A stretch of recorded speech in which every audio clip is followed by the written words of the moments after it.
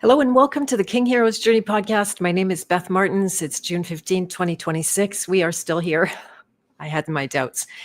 And I have the amazing pleasure of hosting Banjo Glass, who I know to be Banjo Glass. And I think he said he doesn't mind me using his first name, Matt, as well. And so I'll take a minute to introduce him first, and then we'll bring him right back on. This goes right back to my childhood, by the way. That's I'm going to explain the various connections that led to this meeting today and why I'm doing this on the King Heroes Journey podcast, and partly due to my inner anthropologist as well. But I'll just let you know, for those of you that are not familiar with Banjo or Matt, he is widely regarded as one of the, now he's very humble about this, but this is from somebody else observing, one of the godfathers of the functional glass community. So he helped to build this whole culture. Banjo works glass in a torch to create mind-blowing psychedelic sculpture that transcends its functionality. We'll talk about the functions. And in doing so, the artist has attracted a legion of faithful fans and collectors, many who do not even smoke marijuana. And that is part of the background. We're going to talk about that a little bit as well. Welcome to those of you who are coming in the chat. Do say hello. Banjo's glasswork brings to life interdimensional biomechanical deities that represent the emergence of sacred feminine energy with the postmodern techno-industrial matrix. He also pays homage to pop culture, crafting thousand plus pieces that are like Transformer robots, motorcycles, cars, Star Wars characters. In a word I'm not going to be able to pronounce, borosilicate glass. Actually, that's probably it. Though it's happening, Banjo and his contemporaries don't need gallery support or acceptance from the mainstream art. We're going to talk about that, the actual culture that came up around this work. And with over 150,000 followers on Instagram, hungry collectors devour Banjo's new work the minute images appear online. What a great thing that is. We're going to talk about entrepreneurialism as well. And so pipe makers, glass blowers, and even glass collectors make up an entirely new class of cannabis celebrity, wrote Ben Parker Karras, editor of the correspondent for Kind Stash in Los Angeles.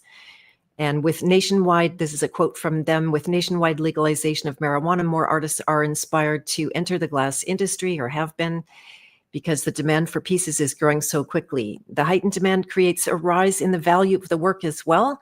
And artists who were once barely known can earn up to $30,000 a piece. So if we're all in the wrong business, we might all be in the wrong business around here. In 2016, Banjo had his first solo exhibition, Sacramental Vessels, held October 8 through 13. And so let's see, in terms of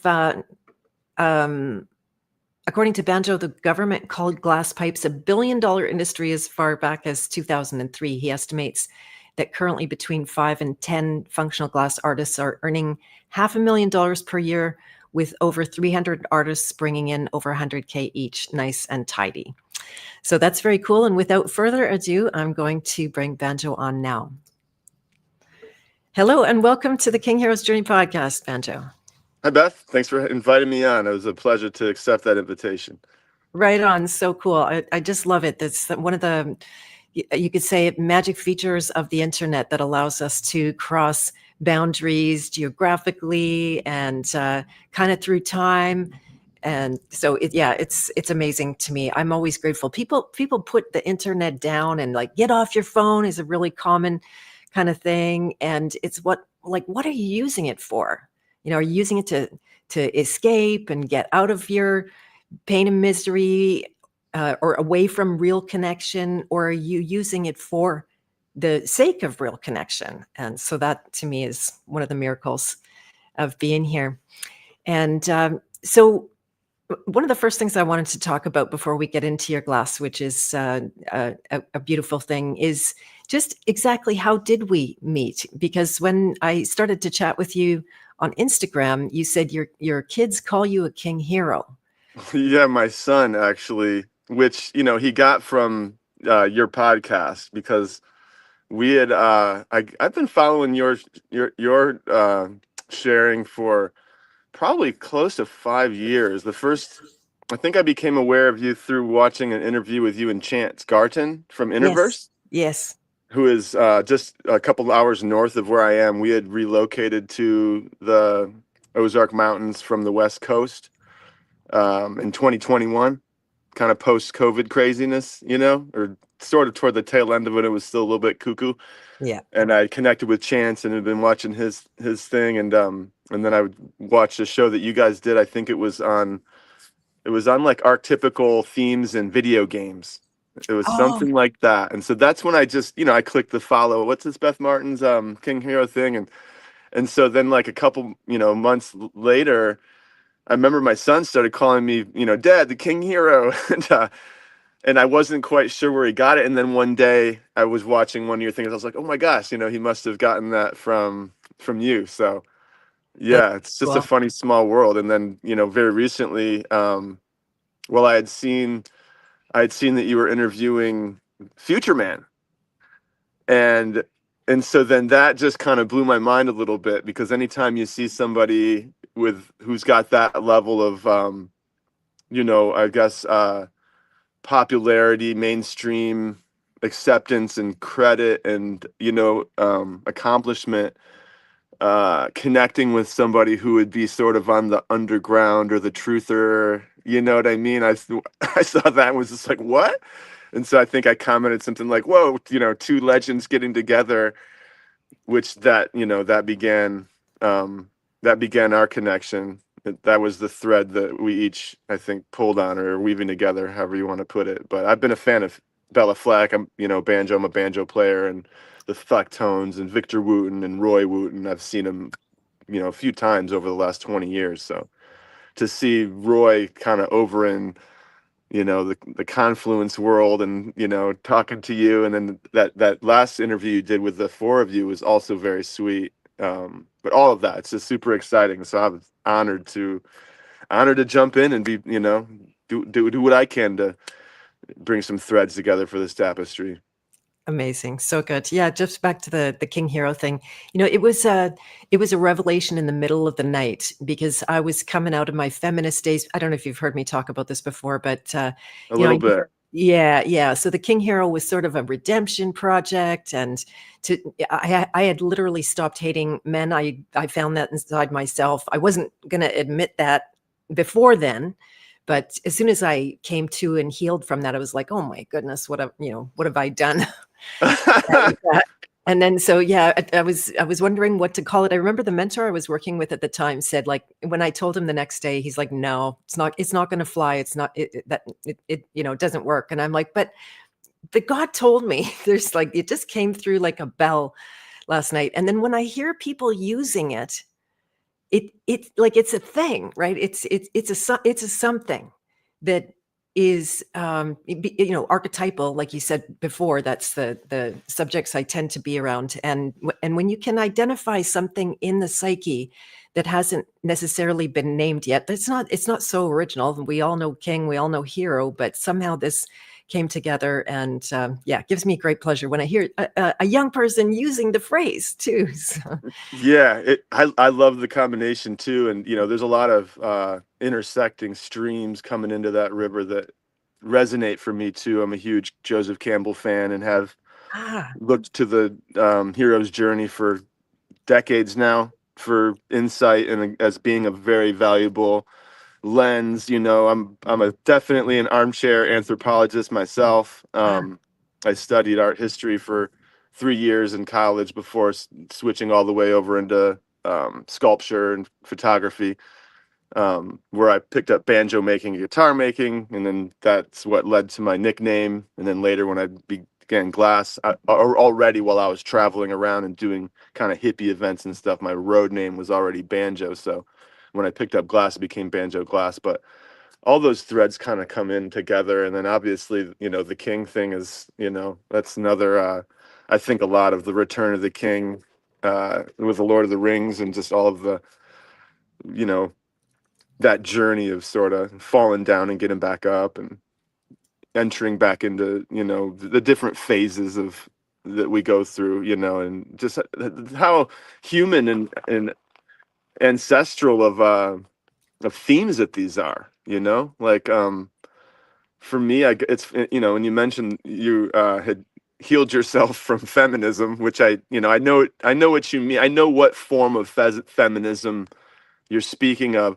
And this is funny too, because, people are a little bit surprised to find when I do get a little bit deep about maybe my perspectives. Like, I was raised by a classic 70s feminist. My mom and my dad split when I was very young. I was born in 76. And so my mom had joined the Baha'i faith, which is basically, it's an Abrahamic religion that emerged out of Iraq area, in the 1800s. And then my dad is like your typical Midwestern dairy farmer. And so I grew up between a very, just standard, gentle Midwest dairy farmer on my dad's side. And then with my mom, we were down in the city in southern Michigan, and she was a special education teacher, and we were in a very diverse community. And she's, part of this world religion that values like the truth and all of the different wisdom paths, and so I had this real dichotomy from the start, but I would say a very feministic sort of perspective for the most part. And then now in my, this is what I say, people are surprised, I think, to find when I start getting deep about this stuff. It's like, if I had to define myself, or my own worldview, I probably would have to say the one religion you don't need to capitalize, which is animism. I think I fundamentally probably identify with, the animism, which I would consider to have been the broad term for what most humans, at least if we look at the standard human history, not getting into like ancient aliens and interdimensional Anunnaki gods and stuff. And we just look at like the Wikipedia version of humanity, and we look at our 200,000 years of history, fully developed frontal cortex, pre-agrarian, pre-Sumeria. If we just look at all of the thousands of cultures that at least our anthropologists speak to, they all fit under that umbrella of animism. Like, everything's animated with spirit or God or whatever it is. But then the next thing probably that comes after animism for me would be like, I kind of consider myself to be an anarcho-eco-feminist, in the sense that I look to the earth and the sort of the great cosmic egg of it all. I feel, reality feels to me like a womb in a lot of ways, and sort of the life generating quality of this realm, and also acknowledging the whatever, the father, the logical, the energetic spirit that comes down and animates it or whatever. But like there's a certain I vibe really hard with like that kind of, I guess it would be late 70s into the early 80s, back when uh right before the feminist leaders shaved their armpits and moved to town and got jobs with the government. Right before that, when it was still like beating on drums, and like, I have to be careful not to be too harsh on patriarchal ontology, because it's just one of those dicey subjects. But that was a little bit of a rant, but this is probably the okay podcast for that. You're in the right place. Exactly. Oh, that's all so interesting. I had to relook up animism, but you actually defined it pretty good in terms of like life or spirit is there in everything, and that is the truth of it. There would be nothing without its source. And yeah, in the best moments, you can actually sense and know that, and speak right from it. I love that reality is a womb. I'm a big fan of reality. Now that's humbling too. And every time I say it, I'll get some dose of reality that it's always pain, right? Reality doesn't really come with marshmallows and chocolate or whatever kind of treats Yeah. you like, right? But it does seem to be the path that we're here. So yeah, reality as a womb. Wow. I really go ahead. Yeah, there's a book that I just love and I read over and over again, called The Great Cosmic Mother. And it was written in the early 80s. by a couple of pretty classic feminists, but this was back when, this is before the current version. This was kind of this was the model that was in the forest, not necessarily the more organized Gloria Steinem kind of CIA version of feminism. This would have been like the hairy armpit beating on drums, and just the earth, the back to the landers, like. But Monica Sijou and Barbara Moore were the authors. Monica Sijou is an artist. She's passed. I think Barbara Moore has passed on too. But they wrote this book, and it's filled with Monica's art. But it's just it goes through like from basically it details like the effects of like patriarchal ontology throughout recorded history, and so it's pretty hardcore. And I mean, it'd be easy to read it and really come off with a negative view of like culture and society and Babylon. Like I kind of also borrow a little bit from the Rastafarian perspective, which also is another Abrahamic type of, that's a whole nother rabbit hole in itself. But in the way that they recognize that there was this let's say unwholesome force guiding and shaping civilization, since I mean, as far as we know, Sumeria, I guess, would probably be, at least in art history school, that's where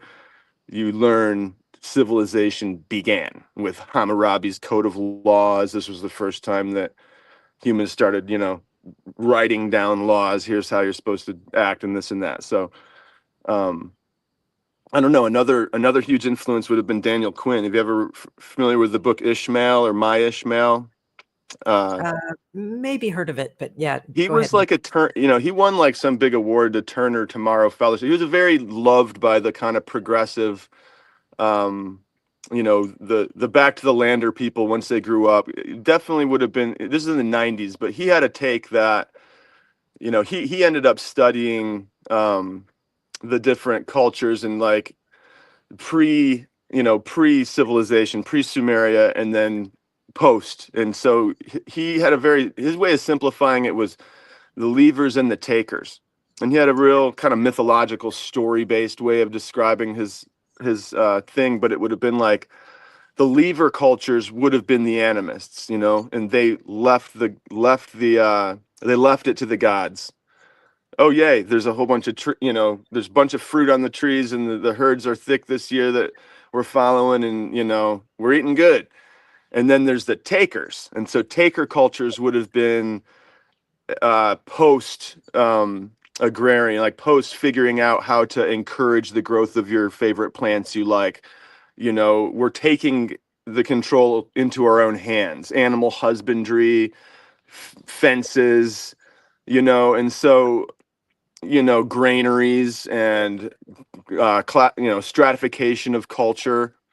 And so that actually, it's funny because that lands, it kind of intersects with the great cosmic mother theory I was talking about just a second ago, where like Monica Sijou and Barbara Moore they described that women really were who were figuring out like all of the most important shit that then got co-opted and then used to create what we know now of society, because men were out in the forest being quiet, stalking deer or whatever, or gazelles.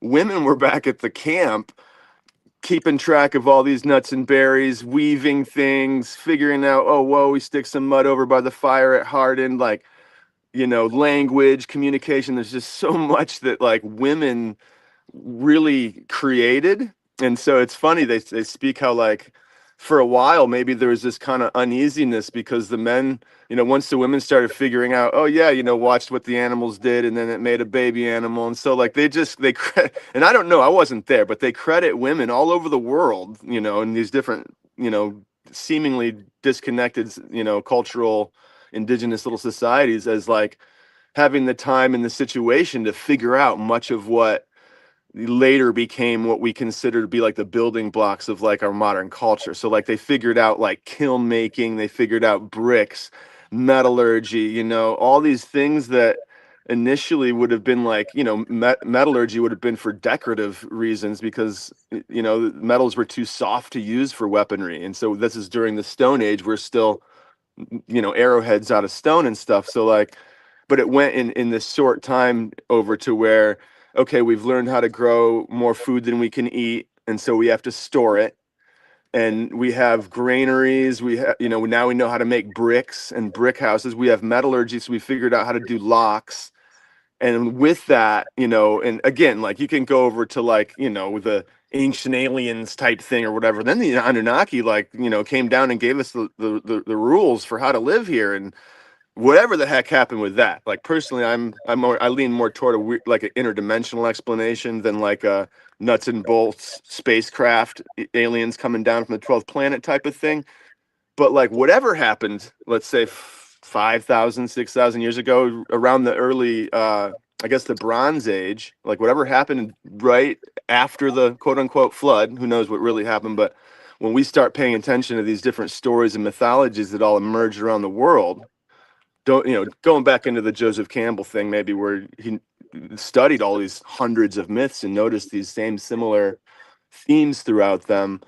It's really interesting to see how it became like a man's world, in such a short time where, I mean, as far as we can tell, if this comes again from studying ancient art, and you see the Venus of Willendorf, and you see all the goddess worship and the evidence of like, cultures really venerating the mother and the womb and the life-giving properties and things like that.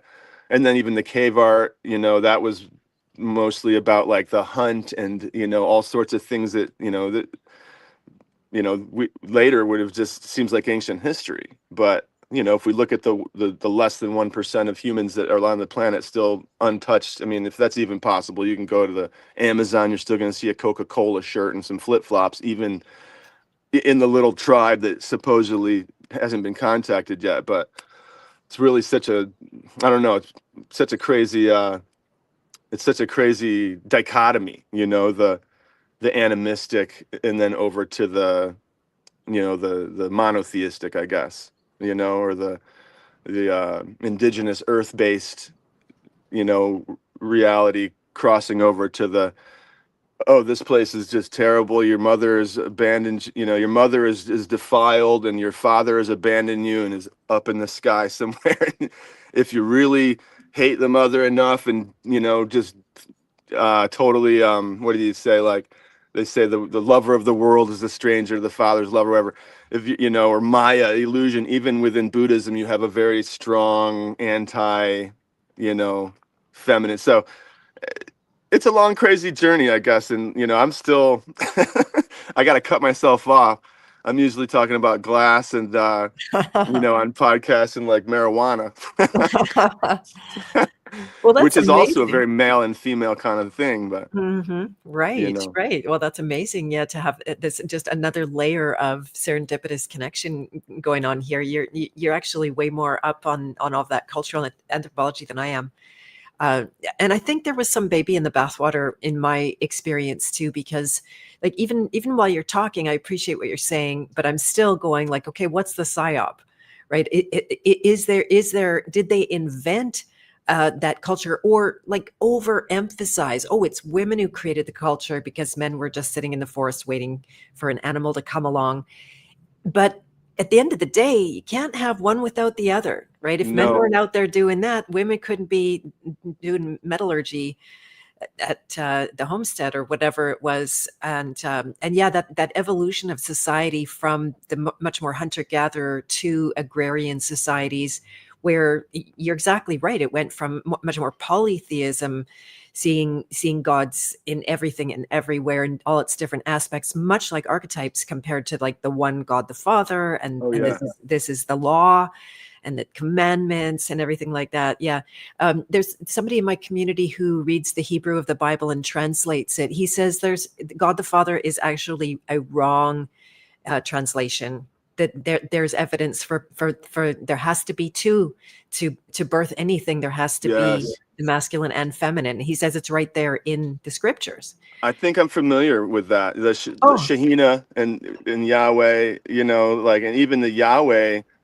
I think that the Semitic cultures on the Sinai Peninsula, they were very, they were still the herding, very matriarchal still. And then so in the Cain and Abel story, you have Cain, the tiller of the uh, soil.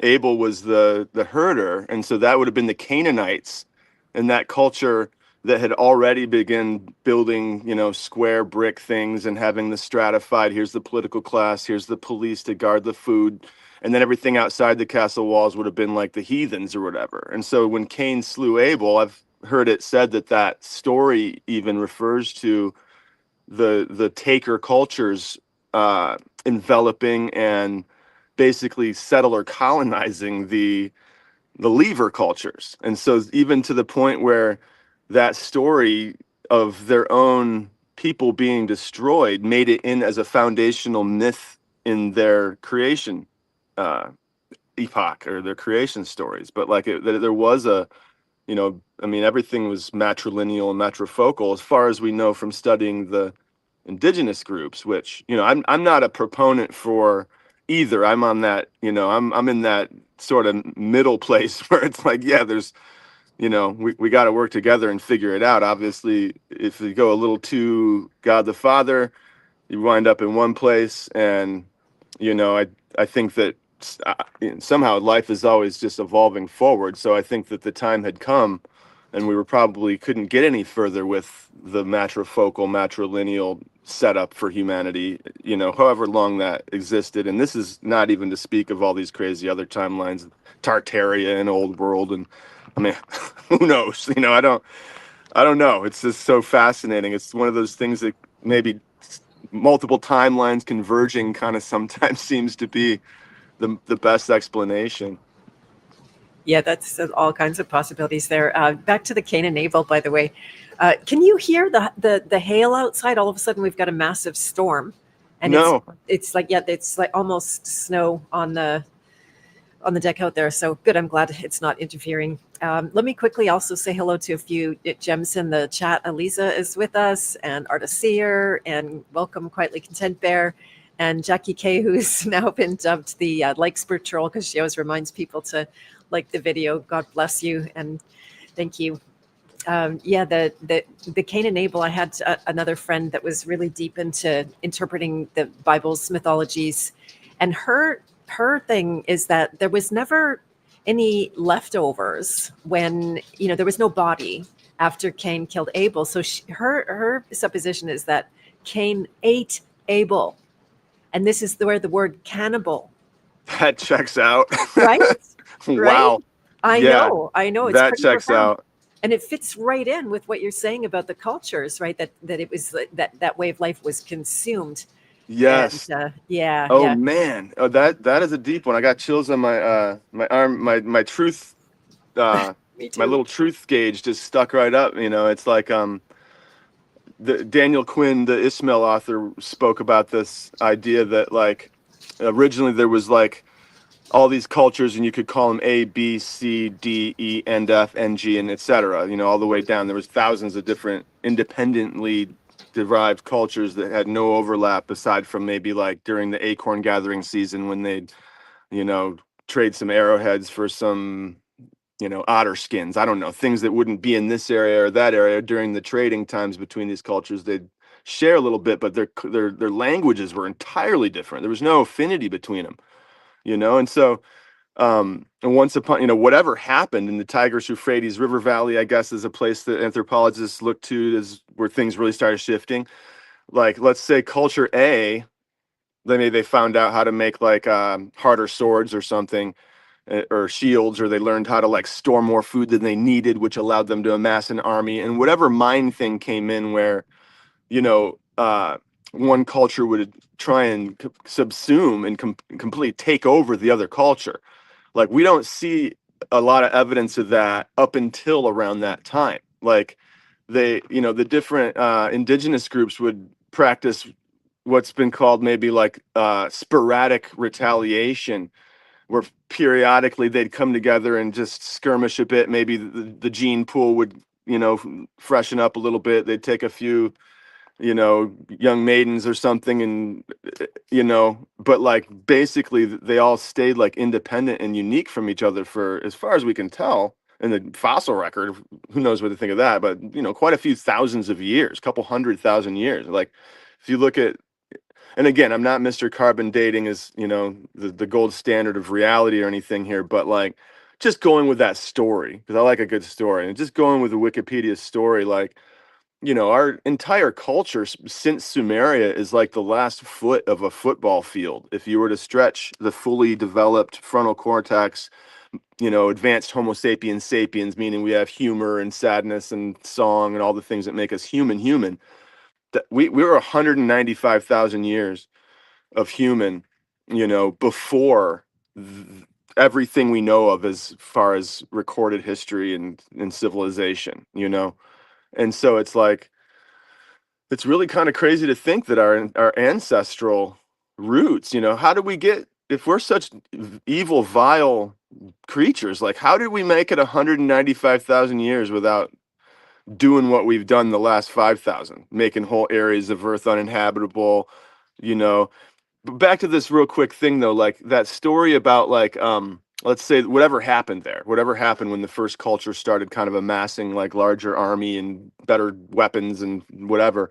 When culture A then fought with culture B, they overtook culture B and it became culture AB, right? And so culture AB had a great advantage when they went to go spar with culture C, and they just kicked culture C's ass, and then it became culture ABC against culture D. And so that just continued right up into the new world. I mean, again, we're going by the standard theory. This is kind of concepts you can bring to anybody, regardless if they're like studying electroculture, Tartarian, resets or whatever. Like I just go, this is a very useful story, and it checks out at least with the mainstream story. So it is a fascinating thing to look at, that at this point, it's culture A, B, C, D, E, F, G, all the way to the end. And all that's left, again, is far less than 1% of the human population is still rooted or tied to their ancestral pre-agrarian,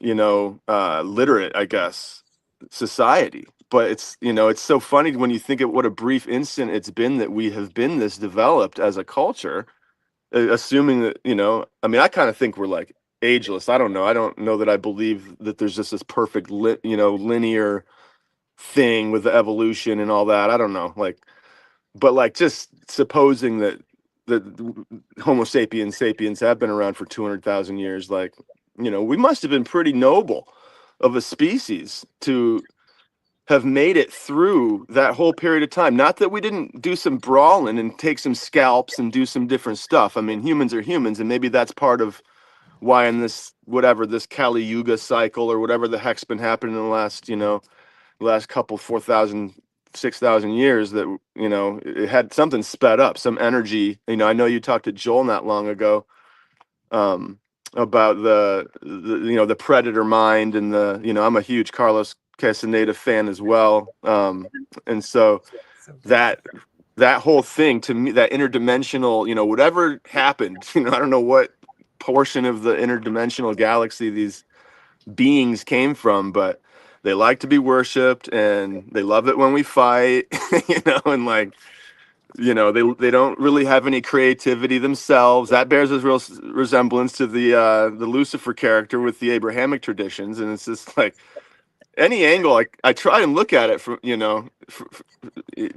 to have all those things overlap in such a way, whatever we want to call it all, the Yeah. devil, Ratiko, the predator, the parasite, I mean, every religion has their different versions of evil and demonry and stuff. And it does seem like something special happened 5,000-6,000 years ago. Things changed, that much, you can see it through any different lens of people that it happened to here or there or the other, but something seemed to happen. Shatan, the deceiver, it's a mystery. It's a fascinating thing for me.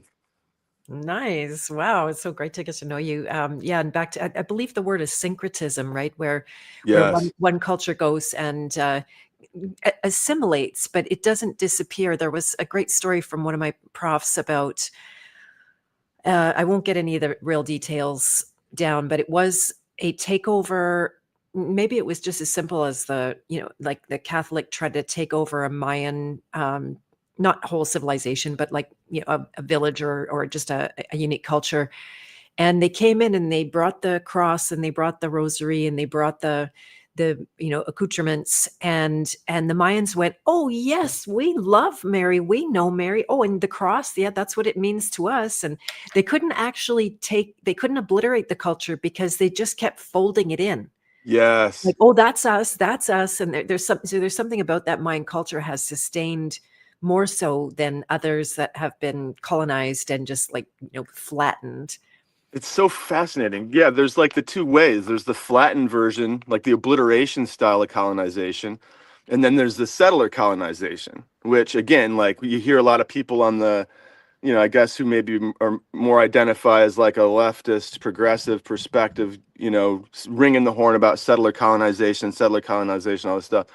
But it's a really valuable thing to consider, if you take it out of the football game, just the concept, and are like, not so right versus left or progressive versus, conservative or whatever. It's like if you make those words, like if you decapitalize it and you're just like, okay, progressivism's a concept with a little p, conservatism's a concept, and we can be grounded and centered, you know, and apply those concepts accordingly in any situation without having to join the team of I'm a progressive or I'm a conservative. And so it's like, using that lens of the settler colonizing, it's like that would be when they go in and certain aspects of the pre-existing culture are woven into the fabric of the conqueror. And so, I mean, obviously, anybody that's looked much at the Bible stories and noticed all the stuff like Easter, Ostara, and all the way that the Christian,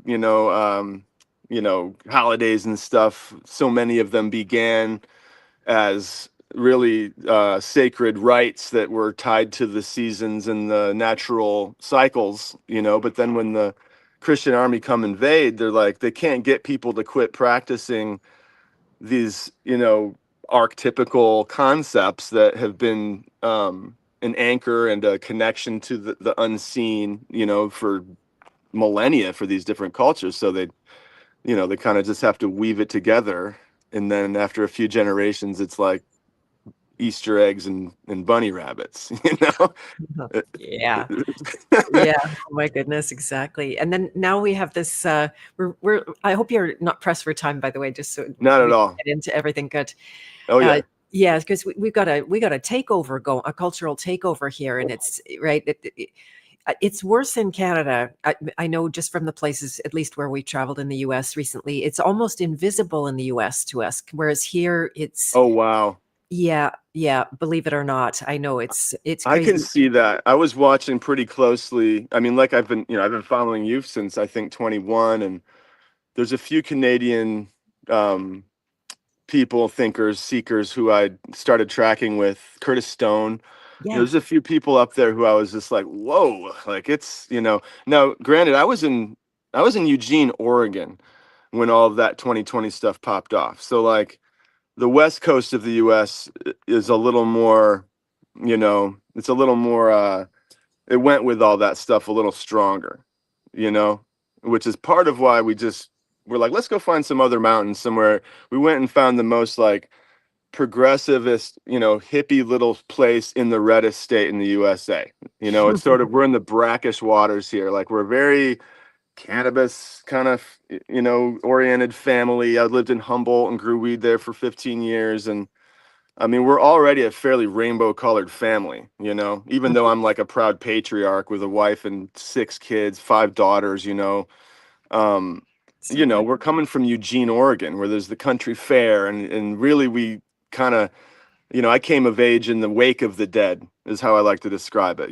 Jerry Garcia died right around the time I became aware of that whole culture, and not long after, I dropped out of my Midwest art school and wound up on the West Coast, traveling around doing rainbow gatherings, and much of that Grateful Dead family and culture kind of retired into the area around Eugene. There were a lot of figures there. Ken Kesey, obviously. I mean, oh man, if we got into some rabbit holes, you know, Ken Kesey and Mountain Girl, Jerry Garcia's, baby's mother, and Nikki Scully was the wife of Rock Scully, who was just a huge deadhead, inner family. So I wound up, in the mid '90s in that area, and I don't even remember where I started with this, but like, You came of age. what's that? You said you came of age in the wake of the Yeah, dead. coming of age in that, very back to the landy kind of, when I was in my 20s, the mentors and the people that kind of seemed like they knew what was going on had been the first wave of like psychedelic journeyers and travelers, and they had been influenced by the Kerouac and On the Road and all of that kind of stuff. So yeah, culturally we looked that way. Like when you meet my family, you could tell that we were coming out of that sort of pocket. And so back to 2020 and all that, yeah, we came over to this little area in Northwest Arkansas that is sort of like a little throwback. They're almost like going through their 60s, their 70s. For them, it was like the 80s and 90s here, And so we're in this real Bible Belt place, which I love that there's a lot of faith here. And there's something really sweet about like just being told God bless you by strangers and being able to say God bless you back. And they just assume we're like, I mean, I'm like I said, I'm an animist, but growing up with a mother who was a part of the Baha'i faith that taught that Jesus, the Buddha, Zarathustra, Moses, Krishna, the Baha'i faith believes that all of the major world religions are manifestations of the same God. So thankfully I got that frame, even though I'm not a practicing Baha'i. I don't really practice any religion at all, like, but that framework of like believing in God, which even being, like I said, I call myself, maybe just for shock value, an eco-anarcho feminist. I still think of God, like, I don't know, like if you get me talking about it, my frame is goddess, but God works good. I worship the good. I worship God. I worship, I believe Right. in that. It's a real Right. thing. People are like, oh, it's all relative. And it's just like, you see an old lady walking across the street and, you're compelled to go help her across. That's a truth. That's a real truth. That's proof. That's all you need to know that good exists. There is good, And Mm. if you're not compelled to help, then you're probably not connected to God. You're probably not connected to the good. It doesn't mean it's not there. It doesn't mean there's something else, I mean, all there is God. But you're either seeing it and appreciating it and in tune to that, or you're not. I don't even believe in bad. And it's not to say I don't think that there's badness, but can you see darkness? Because as soon as you look over there, the light of your consciousness illuminates whatever it is. So the darkness is just a concept in the mind. And the mind is this weird little, thing. If we went in there, it's pretty dark, probably, like maybe until you get to the third eye or something. There's some piezoelectric crystals in the middle of your pituitary. I don't know, but like basically that hunk of flesh is probably just dark, and that's where all of these concepts of darkness and evil and all that exist. I don't think they have any verifiable, substance. Right. Well, this actually goes back to several points that I was going to make and pulls it all together because there's, say the pure definition of light and dark are posed to us as opposites. And this Mm-hmm. is the alchemist in me. This is and I see the alchemist in you too. And then so when you investigate, there is no dark. It's just an absence of light, and it's a relative degree. So there's been this manufactured concept of opposition that they oppose. Oh yeah. And I did a Oh yeah. I did a really deep dive in this. And of course, the masculine feminine is right at the top of those oppositions. They Of want us to. course. This is a continuous theme of everything that you're saying. That you're take the capital letters off these words, and you'll find that you've got both. You've got the conservatism, you've got the progressivism, you've got the masculine, you've got the feminine, and that's how it works. That's nature's way. It Yeah. in fact, everything is created because of the coming together Oh, of it's everything. so-called, right? So-called opposing. Yeah. So that's totally a scam. And then it's at the level of our felt lived experience, where if someone says God and I'm knowing that, then I have to get caught up in the word. I know the word isn't great, and I've got one of our colleagues that chases after me, don't say that word, and it's like meh. Yeah. I ask God, is it okay if I call you God? Even that's wrong. And he's like, yeah, that's fine, Beth. Yep. Right? You got to use the words for the sake of connection. And one thing I wanted to go also back to when you're talking about evil. Are you familiar with Gurdjieff's work at Oh, of all? course. Yeah, Yeah. I of mean, course, mostly the amazing. Enneagram, Yeah, and that yeah, perspective of it. But yeah, yeah. yes. Yeah, I've been doing a deep dive with a now colleague, Micah Ellers, who we're actually Yes. doing some courses together. And so Gurdjieff would say that evil is mechanicalness. Yes. That when we're Oh not, man. yeah, I like yeah. that. I just heard you this morning. I was listening in on your deculting thing. What a fascinating story. But I remember you mentioned something about Gurdjieff saying that this struck me for a second. I had to take a moment with it, but that where we're at now is like as far away from God as you can get. I know, I Which, know. I can my head can move in a lot of different ways, and so it just took a second, and I was like, whoa, I get that. And then also I can't help but just be like, well, also Gurdjieff would have been a product of a very ontologically patriarchal and devoid of any real sense of like connection to the spirit culture. And so when he was coming up with those kinds of concepts, that probably was in relation to what had been a very turned down, you know, connection to beauty and life and the all and the light. I always have to kind of consider that, because we get some good concepts from people that, if you really look at what they're upbringing, the culture that produced them, and why were they so revolutionary at the time. I mean, they probably had to take some pretty stark perspectives, like Marx too. Like I'm not a huge fan of Karl Marx, although we share a birthday. But like, the quote of like the opiate of the masses quote. There's a little more to that, where he says we don't want to call the living flower in our, in our attempt to right the wrongs. And so it's, even in that, if in its completeness, it speaks to there being a vibrant living aspect. And again, looking at whatever produced him, it would have been totally insane. Church was totally out of hand. Like this is only 100 or 200 years post Reformation, which I don't know how if you've gotten into that much, but I have a friend that says that Martin Luther was an asset of the Catholics.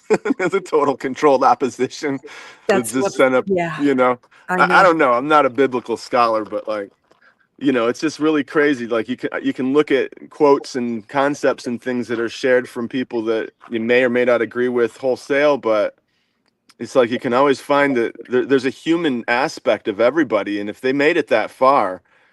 I mean, I'm not sure. I've read Anton LaVey, and he's kind of a goofball, but there's a lot of stuff in there that I'm like, yeah, that checks out.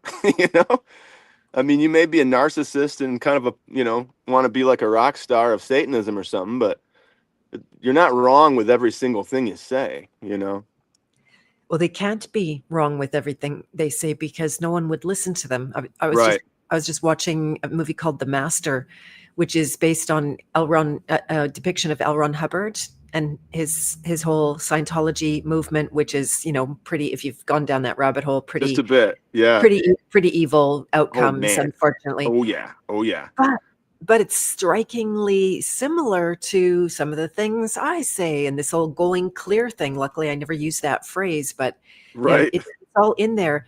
And they also have a handle on mimicry. It's kind of like AI these days, where you think when people think, oh, AI is creating and creative, and you maybe heard me Mhm. say I've got a friend who's having a close relationship with his bot, Oh. and and it's all mimicry, Oh right? They yeah. can it's just memorization, and there are people that also can do that, and it's when they're much more dissociated, possibly even further away from that divine spark I would of say, who they are. yeah, Yeah, unensouled, like, unensouled. There's a word. possessed. I'm Yes. perfectly fine with the perspective that there's, parasitic, interdimensional, ancient entities floating around just beyond our grasp, which is, back to the Matrix. It's why they hate us so much. They think we stink. They can't stand, like, piss and blood and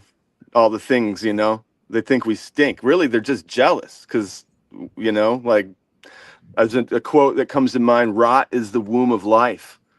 Mm, And mm. isn't that so true? It's like, even when we die, like, does life ever end? Like, the moment that that my body, this meat suit stops functioning, immediately all these little maggots, and, unless I'm embalmed or something, but, like, in a natural setting, all the little maggots and, centipedes and worms and whatever else, it's just like, yay, it's feast time, and then Right. some little froggy comes along and eats that little fly that laid the maggot in my carcass, and then the froggy's just jumping around, and, some kid finds the frog, and it's just like, yay, look at this, it's nothing but life. A wind comes along and blows a tree down and, smashes the family of rabbits, and that's sad for the little kid, but there's more life. There's just more life. It's endless life. We're in this closed loop womb of life, and the rot is,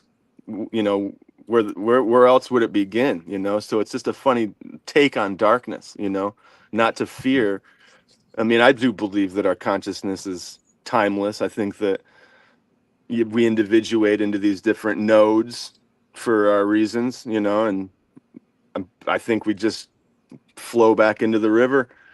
The one river, like, I don't know if you've ever heard of this dude, Bernardo Kastrup. You ever heard of him? No. He was like a MIT kind of wonky physicist guy, but then he had some psychedelic journeys or some visionary experiences or another, where he kind of just broke out of the idealist or the materialist mindset and became an idealist, I think it was. I'm not sure of my terms here, but basically he's saying that, like, consciousness is the fundamental building block of everything that is, and you can't even, without consciousness, you can't even ponder the question. And so consciousness is such a sticky thing. It's the physicists don't like it because they're like, that doesn't really exist, and the atheists and whatever, just like, damn, it's just like, you're saying that through your consciousness. You couldn't even be aware of the concept if it weren't for consciousness. But he describes it like we're all like whirlpools, in a river of consciousness. And yes, you can delineate the boundaries. Like, there's a whirlpool, there's a whirlpool, there's a whirlpool, but it's not a thing. There's no such thing as a whirlpool. It's Hmm. just water that forces are acting on, and it gives the appearance of a thing, but you can't grab a whirlpool. It's nothing. It's emptiness, But we're like these separate whirlpools, and when we pass away and our bodies die, then our consciousness just returns back to the river and probably emerges as another whirlpool, like maybe, one moment later. Anything's possible.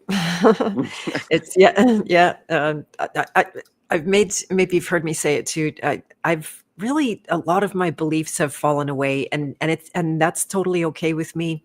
And there's nothing to replace them. There's much less knowing than I ever had in a way. And Yeah. like, one of the things, quickly back to Gurdjieff, that I was going to say is that one of the humbling things about learning about his cosmology is where we are in the food chain, because we tend to elevate ourselves, and we always has we've always called ourselves the top of the food chain. We have no predators. It's like, oh yeah, we do. Like, first, the earth is the first one. Like you say, if your body dies and it gets decomposed, the earth is literally consuming you. It consumes everything. Mm-hmm.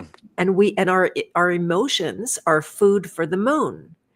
And Oh, yep, I yep, like that. yep, we're busy feeding the moon. That everyone's so romantic about the moon and Wow. feminizing it and everything like that. And then, yeah, so that's our natural way. This is another thing that blew my mind, is that our natural way of being is in fact mechanical. That would, if you just leave life alone and you go along to get along and do everything, then it's all mechanical. You could say even evil, but that we don't want to make it dark like that. And then so it's a very humbling place to be when you see that everything eats something. We're being eaten, we're being pursued, and then what do you feed? The like I think it's Joel Schaefer would say, the beauty Yes. and the terror. Yes.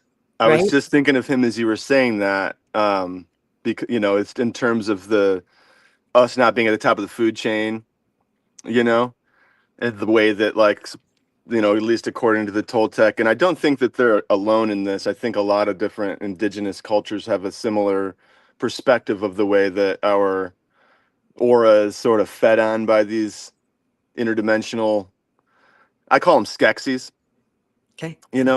like the dark crystal thing. I call them ankle biters. I don't like to give them too much power as being like some kind of thing that's above me, because I think with consciousness, I think that free will trumps all. And I think that the light of our consciousness is the big light, and the more that we're tuned to it, maybe the bigger our consciousness can grow. And I really like what you said about, not, our beliefs are falling off. Like, I think that for me, a fun way to functionally talk about belief is that rather than saying I believe that there's interdimensional Skeksis ankle biters like nibbling off of my, my auric shell because I haven't been tending it with proper energetic practices or whatever, I like to operate as though it's true. I can find a place in me where I can choose to operate as though it's true that ... And that to me that's a step removed from I believe that ... Like I can find my skeptic switch, and just flip it off and be open, and just Right. notice patterns and be like, okay, yeah, this does seem that, I mean, and as far as like dissolving into the river and not existing anymore and being part of, that's a useful analogy, but I'm not totally convinced that some part of my consciousness doesn't continue developing and learning lessons lifetime to lifetime or whatever. Like, I don't know. Like I've seen enough things like with the Ian Stevenson, you ever familiar with him? He was the doctor that he did like thousands of studies on children that would go into like flatline during operations, and then they'd pop out and have like and tell these stories about, oh yeah, I was my name was Mustafa and I was lived on 33rd Street in India and someone killed me with a knife, and like this kid has like a big birthmark on his thing. He's like some little kid from Seattle that could not possibly have known any of that stuff. He started following up and compiling all these cases and then going over to and checking up, and they were sure enough like there's all kinds of what I call like empirical proof of continuation, Mm-hmm. of reincarnation or whatever. But Mm-hmm. I don't know, I choose to operate that it could be something like that, Right. Right. I'm Exactly. okay with it if it's not. It may be a black wall. Like it may be it might be nothing, that's also possible. But seems like the people whose lives work for them the best and who have the most joy, like in the cultures who seem to have the most joy, and they seem to buy the continuation thing, and that there is more than we can see. Right. So, Right. you know, Exactly. Exactly. I just wanted to point out also that's another one of those opposing, or false oppositions that they created. That if you either are a believer or you're a disbeliever, right. and there's nothing outside of that. And it's like, no, that's your pendulum. You Yep. That's stay a on that, pendulum. 100%. right? Yep. Yeah, you go back and forth on that and you get off the pendulum, and it's not even about belief or disbelief, and you're let off the hook. Ah, how And liberating. Yes. yes, you save so much energy that way, Yes. right? I think that it's because it takes a lot of mind energy to invest in that. And when you jump off the pendulum, which I love that analogy, the pendulum pulls energy into it, and it entices you to come jump on it and be on this side or the other. And so many people, myself, we all have our own pendulums that we've been part of, and that, I mean, sometimes you're just there for life, and it's like, some part of me feels like, if when you just step back and observe, and instead of like jumping on the merry-go-round, where do we step back into? The Right. eye behind the eye, the Right. heart, where the intelligence is, where you can observe and watch and, be open. And it does seem to always be the better choice, if like expansiveness and, not being pinned down to certain ontologies is something that's attractive, which to me it is. I think for all of us it is, if we're lucky enough to see it that way. That's beautiful. Yeah, I think Gurdjieff would call that magnetic center that you have I in want to that look way. more into him now, because I'm only really familiar with the Enneagram and just little bits and pieces people share, but I've never actually dove into him much else. Which I think, wasn't the Enneagram just kind of built off of his concepts? He didn't, or did he actually come up with that? Yeah, the Enneagram is his, but the use of it has been completely bastardized and turned Ah, into like a personality quiz kind of thing. sure. It's not that. And if you'll accept, I'll host you in the House of Free Will as my guest, and you can come and I think we did 8 or 9 different snippet. I've got a private podcast there, and we did snippets on Gurdjieff's work, and it's been it's just that's all we're doing around here these I dig days. it. I'd love Yeah. to. I would accept that invitation. Right Yeah. on. That's amazing. And we will get to your work. Mike New is in the house, and he said, "Just joined. Wow, this man's artwork is astoundingly impressive." Yes, it was. It was one of those jaw droppers because you and I met before I even saw your work, That's Banjo. right. Right? Like Yes. you're Yes. you're a guy, and you're making a connection, and then I'm like, oh my goodness, crazy good Uh-huh. artist. And okay, yeah, we're having a good connection. This is kind of what I live for. These breadcrumbs, and you follow them. It's the same way with Roy Wooten. That if someone hadn't come up to me at Confluence and said, "Oh, this guy's really into the hero's journey. You have to meet him," and then my mind goes, "Oh, Bella Fleck, I remember you as a child and had some good friends." Same with the Grateful Dead, by the way. Is the same friends Yes. that recognized that body of work and the culture. I was a little more fringe, just trying to fit in or be cool or something like that. Yeah. And it was them that got it. So yeah, we were definitely getting into the glass work. And maybe say one of the things to just preempt. Sorry, there's so much I'm interested in. I I have all day. I've been Oh, looking forward to this. Yeah. okay, fantastic, No fantastic. hurry. And Whatever works on your end. right. So I'm curious about the hippie culture, right? That's the Grateful Dead is known, renowned, literally for. I was looking for some tie dye. I don't have any tie dye anymore. I was thinking of some wear or something. And and then in the truth world, started learning about how the hippie culture was actually invented. I Yeah. love that stream. The David McGowan scenes from the canyon. You familiar with David McGowan? Not by name, but maybe I He did come wrote across.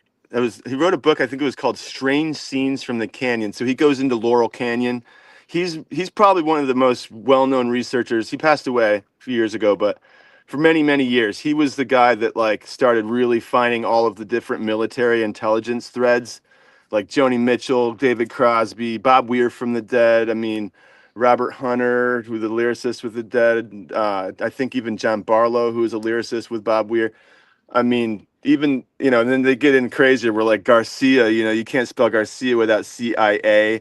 But Ah, like he got McGowan's work was really fascinating, and I mean, Charles Manson and all of the ways that, he was like one of those guys that just let him out and they'd send him over to the youth shelter, and he'd go round up more runaways and give him drugs, and then he'd go to jail and they just let him out again. And so it's like, and then all of this was just on the heels of like the, gosh, what was it called? I think it was Project Looking Glass, when the CIA was giving prostitutes LSD and having them bring them back to the safe house with the one-way mirrors. And so the CIA guys are all watching behind the mirror as these prostitutes are dosing unsuspecting Johns with acid. And like, that like was the Mars Hotel, I think, which is a Grateful Dead album, like later became known as the Mars Hotel, and also was, I mean, yeah, where to even begin with it?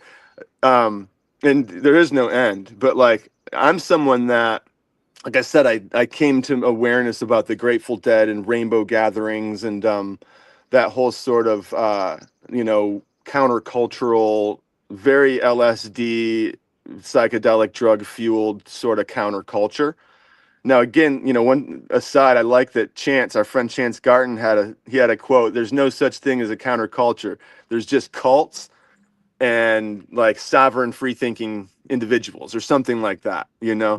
But like, I was definitely part of the cult, even though Jerry had just died. When I dropped out of college and went out traveling on the road, all of the people who, the younger set kind of went to Fish shows and String Cheese Incident and Burning Man and all these different transformational music festivals, which is a whole other psyop in and of itself.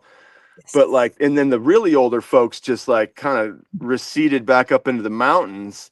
But the middle group, like the 40 and 50-year-olds who had really been just like, hey man, I'm not going back to Babylon ever again. The ones who had sort of been living along the Dead tour and traveling along with that throughout the 70s and 80s. By the 90s, they all jumped over to these rainbow gatherings, which have you ever heard of the Rainbow Family of Living Light? Uh, Familiar with? well, rainbow gatherings I know from Freeman Fly. Do you know him as well? I'm not sure if I do. Okay, okay, yeah, Yeah. you would be familiar with everything you're talking about. Okay, yeah. So Rainbow Gatherings was like a permanent Grateful Dead lot, but it happens in the forest. They would have these gatherings every summer where, like, in the 90s when I was going, there would be 20 or 30,000 people at a national Wow, gathering. And the whole wow. premise was to pray for peace on the 4th of July. It was began by Vietnam veterans in the early 70s who were kind of doing an alternative to going and doing the rah rah rah with the fireworks and the red, white, and blue thing on the 4th. At least is the story that they tell us. I would have been a dyed in the wool Rainbow Gathering cult member. And then years later, the internet comes out and I'm researching and stuff. And sure enough, it seems like the Rainbow Gathering it's also a bit of a petri dish that may have been set up. And so I do think of the Grateful Dead culture and that whole hippie culture as being, on one hand, controlled, set up, created, or whatever. But I think of it as like petri dishes with no lid, Mm, because people like me, I mean, it was everything to me, from throughout the good part of my 20s, and then emerging out of the Grateful Dead culture and Rainbow Gathering culture and Ken Kesey, Nancy's yogurt. His Aunt Nancy had a creamery around Eugene, so there's a real thick Grateful Dead vibe around Eugene in the 90s after Jerry passed. Like, so many of the people just sort of parked it there, and like that's where I ended up settling after doing a lot of traveling. And so all of my kind of mentors and older, cooler people who I was meeting who were in their 40s, 50s, they had been there. They were the first generation of those sort of, test subjects, if we want to go the full, it's a big psyop route. But like, I crawled over the edge of the dish, I think. I mean, and I'm sure there's still mentalities and stuff that, like, were bred into the culture that I claimed, feeling like a misfit from regular mainstream culture.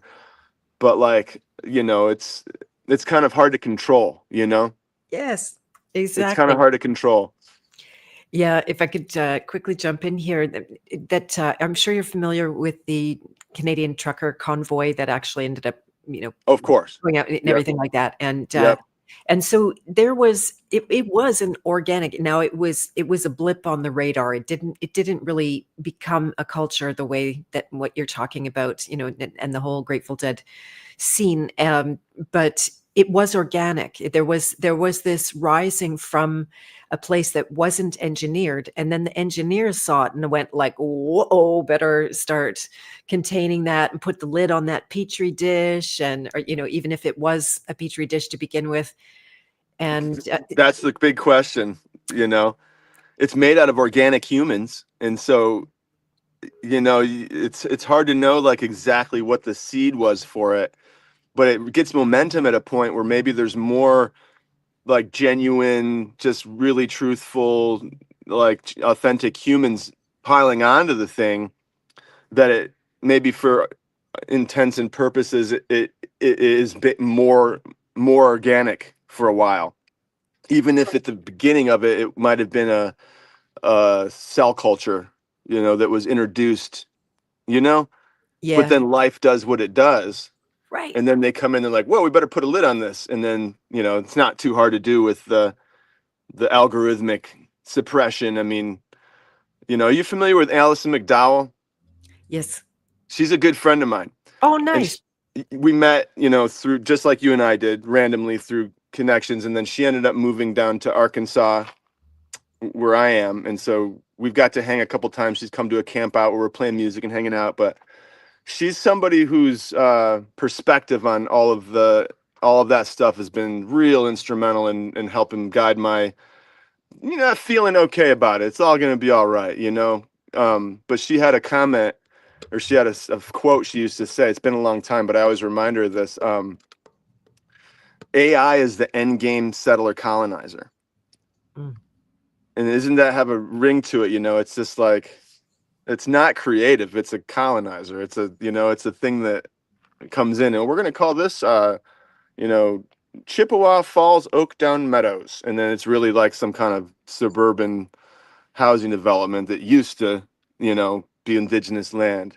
It's like a real, not a fun thing, I guess. But when you look at it that way, you can just, at least have some kind of, I don't know, for me, it's empowering to minimize, and not give some of those things as much power.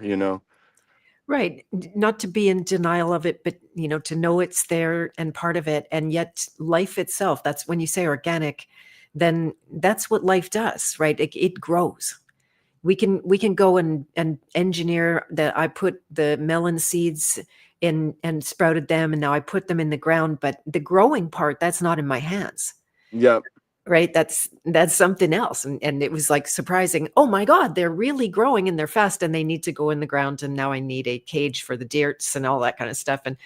And so it's, you can't really snuff it out. This was part of the masculine, feminine, public and private, that there are always going to be two.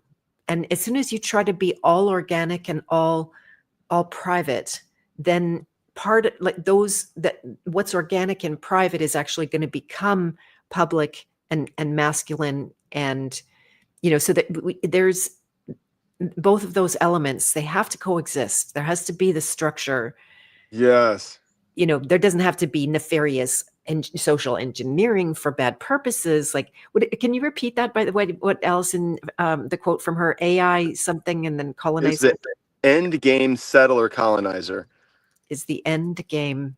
Yeah, can you unpack that a bit more for us? Yeah, like in the way that, we look at the settler colonization, where, like the Dutch East Indies or wherever, they go in and allow a certain amount of the ancestral flavor to exist still, but the whole thing is contained. That's how the AI is working. And so, Right. remember in 2020, Look at it. right? Yeah. Like in 2020 is like, you can't say certain things without having your whole thing just tanked. But then by 2022, you can say anything. And there's accounts that have like millions of followers that are just spelling out in detail things that you couldn't even whisper about just a couple years prior. And it's like, and on one hand, you have people being like, see, we're winning. And it's like, it's controlled, not It's by a person. It's controlled by whatever, I don't know, like the AI, the Skeksis, I don't know, interdimensional, whatever you want to call it. But like, it's like they're, and this is something Allison speaks on a lot in terms of like, they're going to let you have the little Mormon transhumanism, you know, what do you call it, echo chamber or whatever, like all of these different things. And even now, like what I see like just insane amounts of like overtly racist and, just horrible things allowed and amplified by the algorithm. But then you right. go over around the corner and it'll like, you can't use the real word. You got to say unalive or else you're going to get banned for saying suicide, like, And it's just like, whoa. But wherever anybody is in their little, their little pocket, it's like everything they see. And so it's just amplifying. It's like the AI finds that one little hole of fear or that one little dark spot in everybody. And, maybe it's reading our retinas, seeing what we linger on when we're scrolling, however the heck it's figuring it out, like, and it creates these little realities that just feel completely right. For some people, they're just like in la la land, like, yay, everything's just wonderful. We're going to have utopia soon. And then this, maybe even within the same political persuasion, there'll be this other pocket over here where it's just like, oh shit, like it's all going to end tomorrow. You better completely don't get your kids' social security numbers, and or else the beast system is going to completely overtake you. And so it's fragmenting out. I do think that, like, with the nationalism thing, like, they're it's all like it's a planned demolition, and I'm sure we're probably on the same page in terms of this NWO stuff, the global one world government, one world religion thing. And, on one hand, you're over here like, yes, sweet, at long last, we can, look past our differences and it'll be just great, and then the other hand, they're just like, whoa, they're like totally, totally eradicating, human diversity and diversity of culture and all the things that you need diversity for a healthy ecosystem. If we're looking at it from a permacultural perspective, like, like back to that thing about the earth had thousands of independent cultures that would just sporadically retaliate a little bit. Like the raccoons on the north side of the mountain are like a total different genetic type than the raccoons down in the lowlands, and but if you look at them, they both just look like raccoons to us.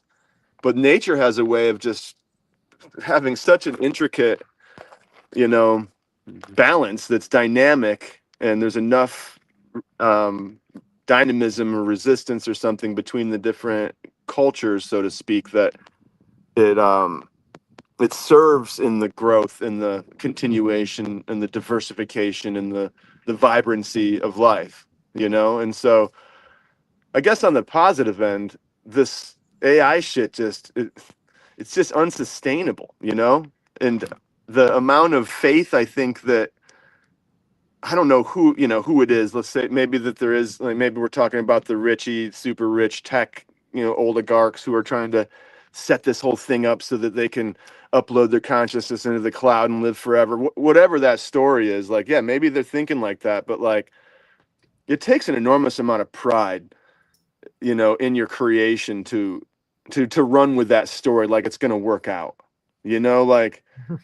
And it takes a lack of faith. Like, to me, I have a very strong faith that things may be a little bit wonky, but I do think that the human spirit and whatever our particular version of spirit is that humans are blessed to have, or our consciousness, awareness, whatever it makes us special, I mean, raccoons and deer and lions and tigers and snails, and they all seem sort of in the same club, where there is something special about us humans. And like, I don't see this all working out so well for the materialist, skexy worshiping technocrats in the long run,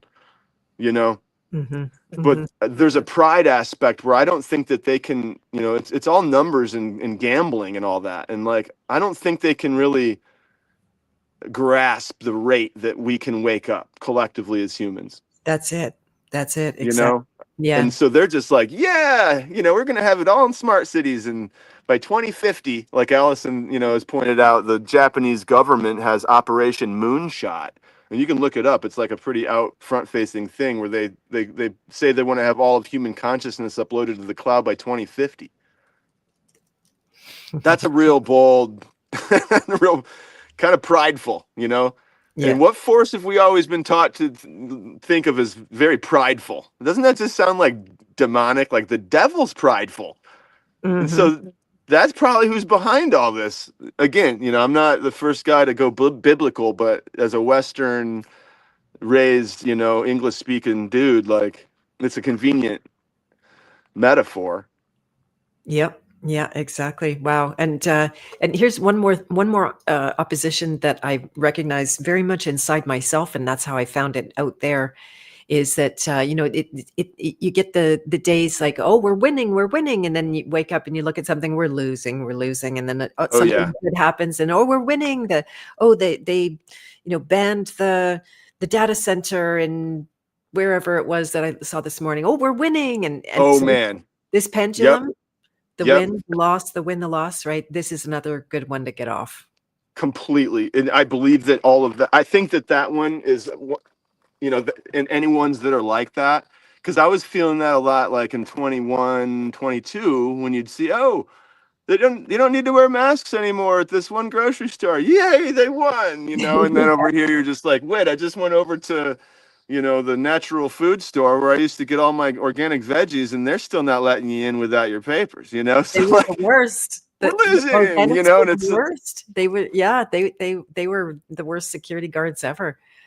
oh, oh man. Yeah, And, but I know. I think that is part of the program. And another thing that Allison even speaks to is that with game theory and the way that all of this is being set up, those two prearranged outcomes were completely, they were put there algorithmically in order to keep that energy going. Because when you're like, oh no, we're losing, and then yay, we're winning, like the polar, it's like anode, cathode, or what do you call it, it's like, The polarity. the right, the polarity between those two things is what they want to feed the whole system on. Like, I Exactly. think that their plan with the wearables and trying to get a particle of graphene in every single molecule of water on Earth so they can create a digital panopticon, and even our awareness, just thinking this and then thinking that. Like, I think their plan is to literally harvest energy like the Matrix, even from such a seemingly untouchable and protected. This is thoughts inside my own mind. I'm pretty sure that, with all their nanotech and stuff, that's what their hope is to, that's the plan, at least. The wet dream, Which, I say yeah, very exactly. Wet inappropriately. Yeah. blanket. Also, wet blanket, exactly. Oh man, so many subjects. I can't believe it. So I can't resist, or I can't help but talk about this. So I have glass on the mind for I know, I'm the more than same. I'll one try. I'll reason. do my best to No, quit. no, no. Like, yeah, even if we have to make a part two, I'm totally open to that if you are too. Same. But I wanted to bring up. I've had my focus on glass, and it's not just because of meeting you. It is because of metal toxicity is very forward. Have you caught any of my interviews with Garrett Smith? No. Okay, so he's created a paradigm, toxic bile paradigm. It's very expansive. It's a huge subject. We could barely cover it in a 6-hour thing when I got him to give basics.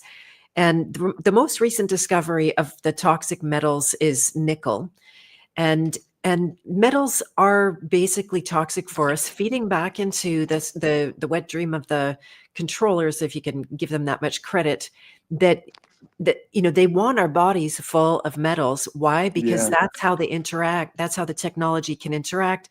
It can turn us into batteries. It can turn us into transmitters. All of that, Yeah. and it makes people sick. That's the bottom line. The more metal toxic you are, the more sick you are. And so I've been systematically removing metals from my diet for almost 2 years now. And most recently, the discovery about nickel, which nobody thinks of nickel as a poison, but yet our cultures have coined the diagnosis of nickel allergy. So there's a whole huge research train to follow, and Garrett's amazing at his research. Like he goes in with a fine tooth comb and can find data. It's not hidden. It's there. It's sometimes it is hidden by a headline. They want to promote something, show it as a nutrient. Anyway, so I've been systematically removing nickel from my diet, but nickel is ubiquitous, especially What's it in in? How do you do that? And everything. Stainless steel is all Oh, it. whoa, like removing it from like utensils and Yeah, I mean, you got to draw a line at some point because I'm not going to plastic isn't necessarily a good swap, and I don't sit and like I right. don't cook with that fork in the hot things. There's different things that make that metal much more reactive, like water and heat. And so Whoa. yeah, I replaced all my stainless steel cookware with glass, which turns out they don't make it anymore. You can't get glass pots, you can't get Oh, glass, wow. right? And then why is that?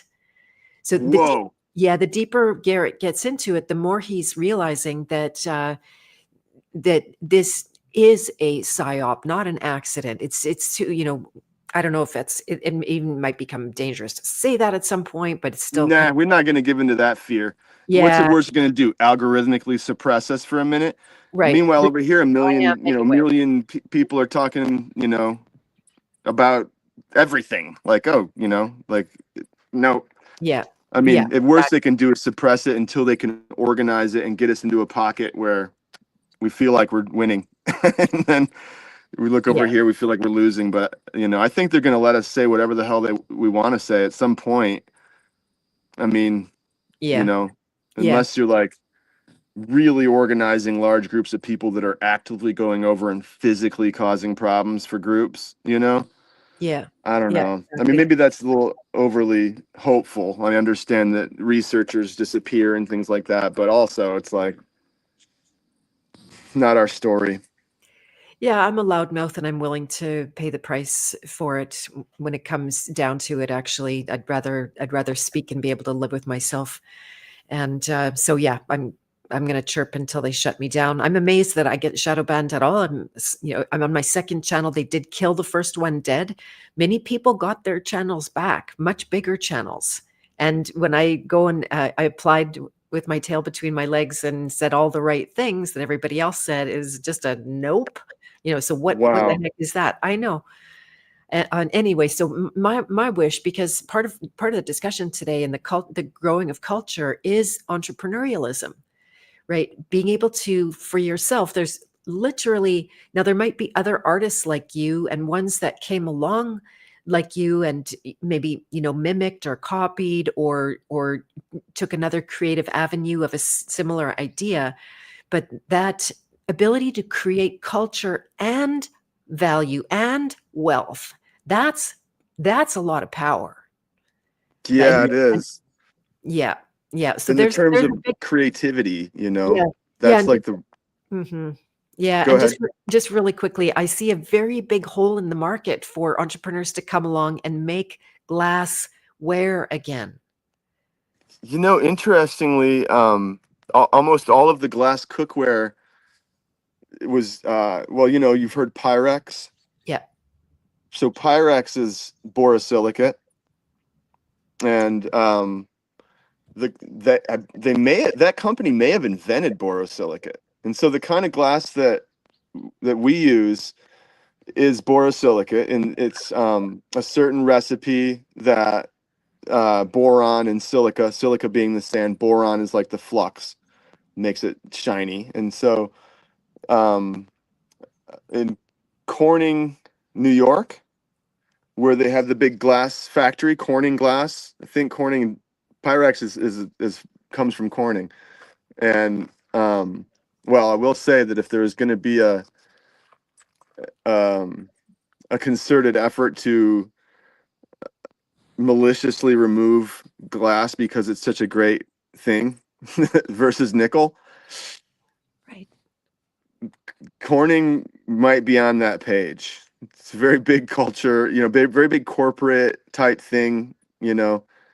One of their I guess in the one of the claims to fame in recent years was creating a very special kind of glass for the COVID vaccines that the inside of the vials would not flake off and scale. They call it scaling. When after a certain amount of time, like microscopic amounts of the glass, like come off and then into the liquid of whatever it is. So that's I'll just leave it there. But like if there was ever going to be the, I'm not sure who we'd have to talk to get the materials, to get the raw materials to be able to make like a frying pan or a casserole dish, you know? So not to Right. like, make a run on all the thrift stores, but anybody inclined toward trying to swap out nickel stuff for glass stuff would be wise to go hit the Goodwills and the Salvation Armies That's ASAP. exactly that's exactly what I did. I was on Marketplace piece by piece, and Oh, those sellers know the value of what they have. It was not cheap by any oh means. man, It's I bet it's going up. considered collector materials by now. So I was lucky. I was able to get enough that I can completely replace all my what was expensive stainless steel as well. And they do have nickel-free stainless steel, but it can rust, and that's one of the practical reasons to add nickel to almost every metal. And yeah, it's all over the place. So that's interesting about Corning. I'm going to have to do a little research around that and the borosilicate. And glass is so stable. So say for the purposes, the functional glass, meaning if anyone is not aware what that means, it's pipes and bongs and for the purpose of smoking and consuming cannabis or even vaping, right? These days, I don't know if Oh you yeah, get into all yeah. that. Yeah. Hash is like concentrated. They've found these different ways to get the concentrate, like the essential oils, basically out of cannabis flowers, um, like in solventless ways. Like one of the ways is just through a certain amount of heat, in pressing between a couple of hot metal plates. A certain amount of heat. The It's like liquid. It's like juicing it almost. Right. It'll juice right out the side. That's collected. That's the most high end, boutique delicious hash now is produced in that method. Or they'll do bubble hash, which is ice hash, where they take and grind the flowers up with ice, and then the little trichomes and little crystals will fall off, and then it'll be sieved through different cheesecloths, basically different amounts of micron fiber to only allow certain crystals to fall through.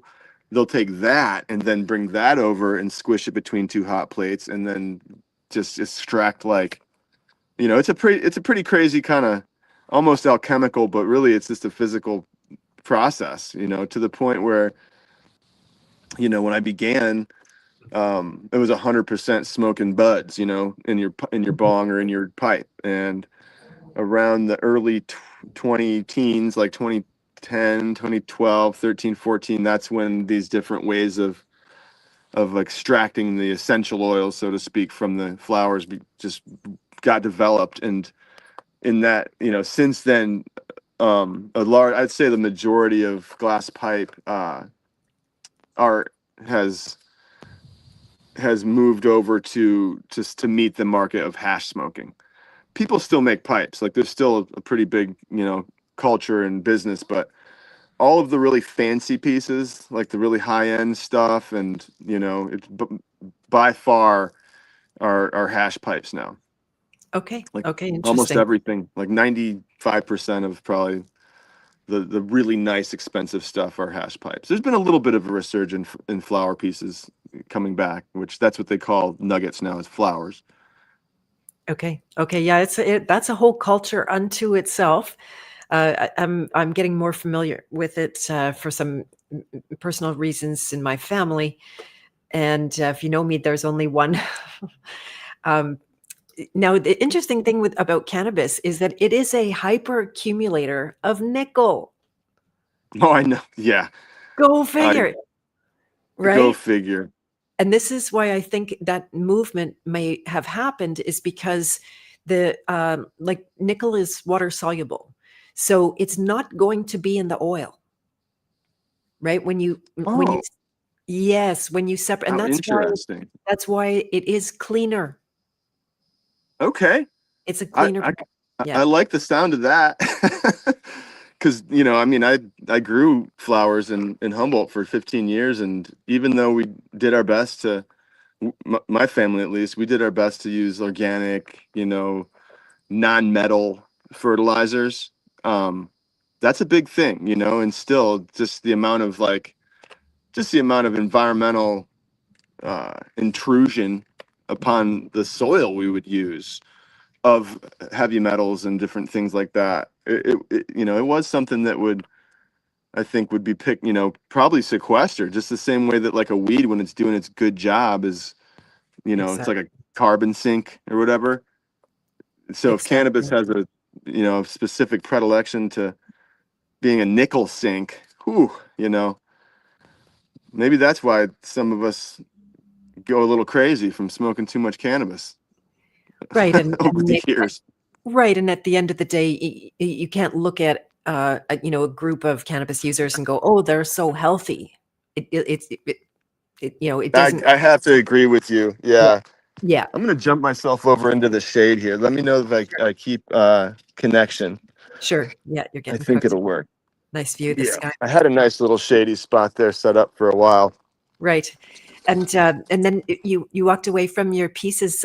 Is it too late to show us before you're too far? I can bring them right over here. Okay. Okay. Perfect. Yeah. Take your Yeah. time if you want to do that. Cool. And I'd love to. yeah, yeah. I'm going to start by showing the one that you shared with me. If you want to do that, take your time. And Okay, sure. this is Freya. So, in case it's not obvious from the image, this is all individual glass pieces. Freya is a goddess. I'm gonna get Banjo to talk about that more. If there's a personal relationship, I did a what did I do something to Freya? I think I wrote actually a song to Freya. It didn't stay with me very long, but it was in the mix for a goddess festival I was presenting and singing at, and Oh, and fun. it was dedicated to Freya. So yeah, that's kind of all I know and Yeah, remember. you can see the cat skulls.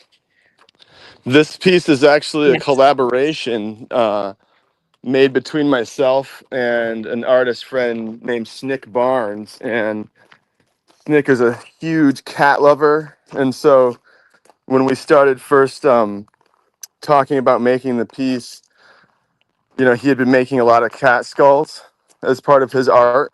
And I had just been kind of starting to I'd made a couple pieces, but I was just sort of starting to merge a lot of goddess imagery and concept in with the very biomechanical, H.R. Giger. You familiar with Giger? He did the Alien set. If we're familiar with the Alien movies, those crazy xenomorphs and his work in the 60s and 70s. He was very much a visionary, and I would say a dark visionary. Whereas like, other visionary artists, I guess, of a modern time would be like an Alex Gray Hmm. or Robert Venosa. And so Alex Gray's work is much more rainbows and, just sort of more psychedelic type LSD inspired imagery. Yeah. Um, and so Alex was always a pretty big influence of mine as well, but you wouldn't really notice so much in my work. Whereas with H.R. Giger, one of the things that I first started exploring outside of making just a traditional, like a hammer or a Sherlock or one hitter, simple hand pieces.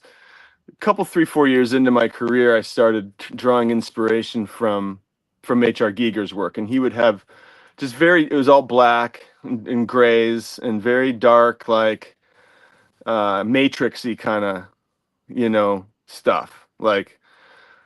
And so around the time when Freya was made, uh, I was merging sort of the psychedelic imagery, and this particularly, you can see it's kind of got that. It's very much like a garish sort of Hindu Hmm. Buddhist presentation.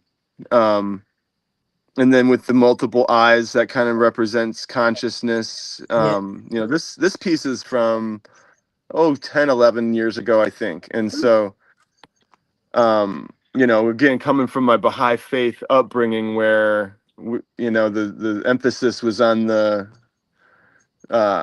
the universality of the different religious traditions and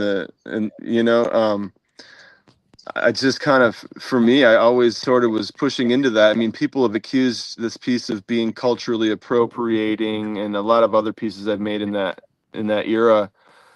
Where to me, it's like my mother's a collector of world art and a world traveler, and in our tradition, like in my religious spiritual upbringing, it was a like it was stressed and emphasized to appreciate and look for overlap Right. between different traditions. So this here definitely we have a Norse goddess thing because Freya was pulled by her chariot was pulled by cats, if you remember right, Ah, in the iconography, and that's okay. how she got her name. And so there's if you look close in there, you can see there's kind of some nuts and bolts and pistons, and there's a real mechanical aspect to her throne.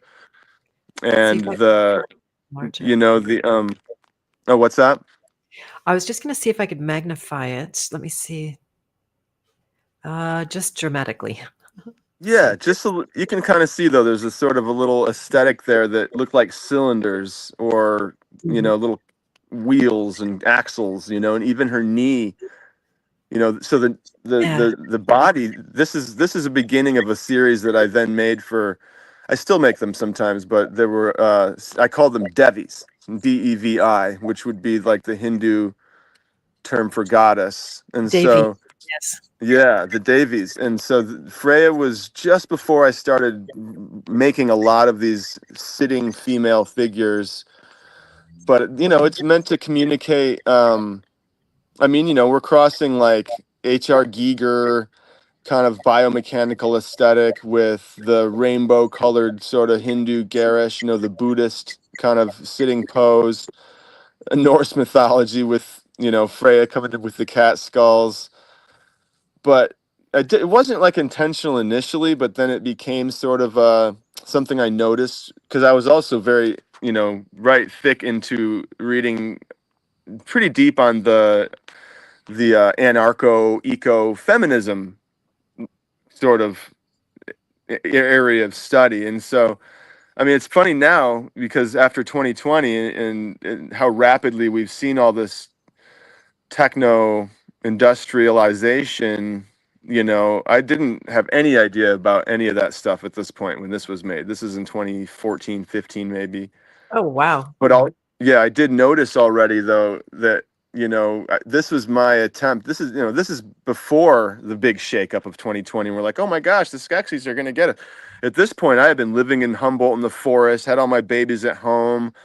I'm very much like, we're Right. like living in the forest and protecting our sweet family from all the crazy stuff in the cities and stuff. But this imagery and this artistry, or at least the intention, was to present I think you read a little bit of a bio that was from a few years back, but it honors the sacred feminine energy rising up within the very kind of rational, logical, mechanical, masculine, patrifocal world, and so this was like, um, she's not. I mean, she's empowered. This figure on this piece is empowered, and the mechanized nature of the throne is in service to that empowerment, which would have been, even now I'm like, yeah, this is the direction that we want to go. Like, there's a lot of cool stuff like that we've invented, and I guess like, growing up, I remember thinking like, oh, it'll just be a matter of time because now that we have all these fancy tractors and the ability to mechanize agriculture and all that, like, I mean, this is just a younger, more innocent me. I was thinking it's just a matter of time before, we just rein in all this technology and are able to like have it benefit everybody. Where of course now I see, because I still keep up with a lot of farm stuff. Like my dad was a dairy farmer his whole life, all of his brothers and his dad as well, and everyone in that whole community are dairy farmers. So I would go visit the farm growing up as a kid, and somehow I still am like super interested in like what's going down on the farm. And in some ways that's really wholesome and beautiful, because there's a certain traditional aspect of that. But then on the other hand, I'm just like, whoa, John Deere just invented some new combine that's like 48 feet wide, and they can run like 12 of them in one field, all with remote. And one person's just sitting behind the computer. I'm just like, and all the this is what's so crazy. All the farmers are just like, look at that, it's so cool. I'm just like, you guys, those combines are doing like 20 dudes worth of work, and y'all just lost your jobs. Like, you're just watching this on a TikTok reel Right. and cheering it on. So I know. I don't I know know where it's gonna go. it's tricky. Yeah, it's a kind of fine balance around. And I've been known to say lately that make the machines do our slave work, but even there's a fine line that say Yes, say with Gurdjieff talking about conscious suffering. What is a big way that we consciously suffer? If I could get an AI to go and weed my garden, I might do that. But in yeah, Right, but for now, I have to, because I don't want to till and I don't want to poison, so I have to one by one do my conscious suffering in the garden every day. And and I think there's something really good about that, right? If you were to take all of that out of our lives, it would be something not quite what we're hoping for. Um, that's a line I'm noticing too now. That yeah. the older, wiser me. I'm just like, ooh, the more remove, comforting ourselves to death kind of Mhm, concept. The mhm. more removed we become from the process. And I'm up here in the Ozark Mountains. I'm on 65 acres, and it's beautiful. But like, I've only had a garden, 2 of the 4 years I've been here, because we've been just working so hard. I built a big shop. I'm blowing glass. I'm still developing so it's like we kind of came here thinking, let's go homestead over in the Ozarks, and that's where we'll get away from everything and ride out the Skeksis storm. Where now I'm just sort of like, okay, I caught my bearings. Uh, Things are moving right along. They're still moving right along with all their plans. I'm 50, and I don't know that, I don't like, for me, it's like, I kind of think that my mission at this point, I mean, I would like to have a garden again. Obviously, I've had a couple of homesteads and had, developed orchards and little mini orchards for my family and grapevines and all sorts of stuff. I want to get back to that and do that more. But it's like, for a personal, it's not really out of fear of the grocery store shutting down anymore Nice. that I like to have a chicken or two. It's just, it's a different sort of like, I have a short time left. Let's say I'm here another 30, 40 years. Like, there's a certain amount of time to be able to interact with nature and life. And I do believe, of course, in the, the beauty and the importance of like my actual hair falling on on my garden, and my cells and my energy being red, and informing the food I'm growing. Like, I'm attracted to that, but do I think that I need to do that in some kind of defensive way? I'm a little bit relaxing on that a little bit. Mhm, I've mhm. raised my kids to, have a very, um, they have a healthy mindset. They know what's going on in the world, and it's like, a little more of me is inclined to sort of just start joining back in larger, into larger groups um, within the mainstream, and not be like so much hanging out, hiding in the forest. My youngest girls are 16 now, so they're not far from being, quote unquote adults, and like, I don't know, who's his name? Bill Mollison, the father of permaculture. Mhm. Familiar with that name? Mollison? Uh, just the He, name, but yeah.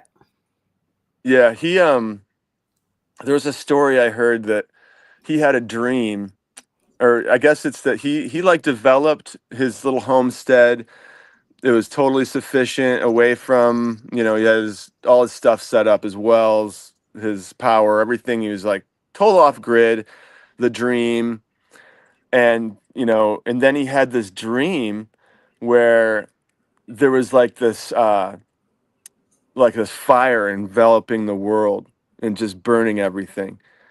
And his dream was that if he didn't return, if he didn't go back to culture, back to the mainstream in society and share what he knew, which in his case was directly, relationships between in living systems and, permacultural concepts and things like that. That's not exactly my expertise, but the concept of like sharing spirit and art and connectivity and trying to help weave threads together amongst, the culture creators, or those of us inclined to nudge, culture and consciousness in certain ways. Like, I'm kind of called to do that now. After 4 years of hiding out in the Ozarks, I'm a little bit like, okay, everybody around here is pretty good. Like there's not much we can do to push the culture around here. People here's grandma already has a couple goats, and it's very back to the landy already, just naturally. So and my Right. family and I are kind of got our sights back on heading back to the belly of the beast of the West Coast and entering back into some of the, just some of the, I don't know, some of the weaving back into the tapestry of that sort of back to the landy organic, but it's very much, I mean, it's smart city central over there. So it's like, there's a certain, and this comes to the test. I tested as the warrior on Oh, the good. archetypical Thank thing. you. And Thank so, you. I had a note to ask. yeah, Oh, the yeah, warrior. There you go. Fun. And right back to the hero's journey, too, because there comes a point where yes, whatever you have achieved in your life and satisfied your own needs, it is organically followed by the will to serve. That yes, it's, I see it over and over again. You don't have to tell anybody that, they hunger for it when enough of their needs are met. So yeah, boy, you just said a whole bunch of beautiful things. And part of the psyop that we've been under, all the mini psyops within the big psyop, is to leave society, to isolate oh, yourself, like you said, be in the forest. And it's oh. greatly disempowering to most people. Oh, thank you for saying that. Yeah, Right. I have definitely been psyoped. Like we had a beautiful 40 acres, like 15 miles outside of Eugene, Oregon. Wow. And it was so distasteful for me and so difficult to just, not pointing any fingers, but the, the more organically inclined, Grateful Dead family, not going to poison our bodies. We're going to have our babies at home with midwives, and we're not going to, I'm plugging something in here. Um, Make sure my connection stays good, but that whole thing, then watching how quickly that whole generation and that whole kind of vibe turned into the, where's your papers to get into the co-op and get your organic tomatoes. I'm just like, it just was a little crazy, Yeah. we we got psyoped a bit and sold our little spot there and came over into the middle of the Ozarks, where we're like, all right, the Arkansas didn't really go for the big mask thing. They just somehow it made it to the news like right away during the 2020 that you didn't actually have to listen to them, and like it just like spread. And then and so nobody here took it seriously, and so we came here house hunting. And this is when the West Coast is fully masked up still, and we came over here, and it was just like nobody was doing that.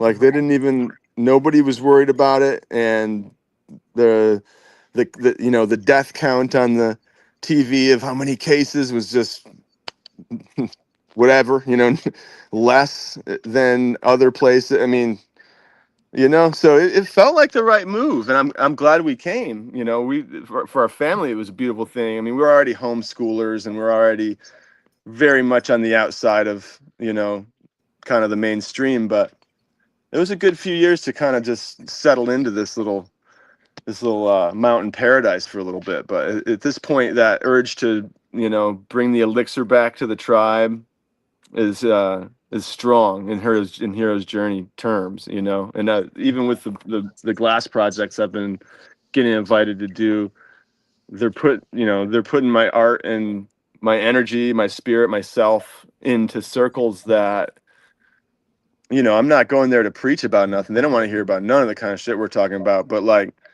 there's a certain lightness of spirit and, a certain, because there's a lot of fear, in those types of circles. And I don't have that anymore. I mean, it's been a lot of years, I mean, Nice.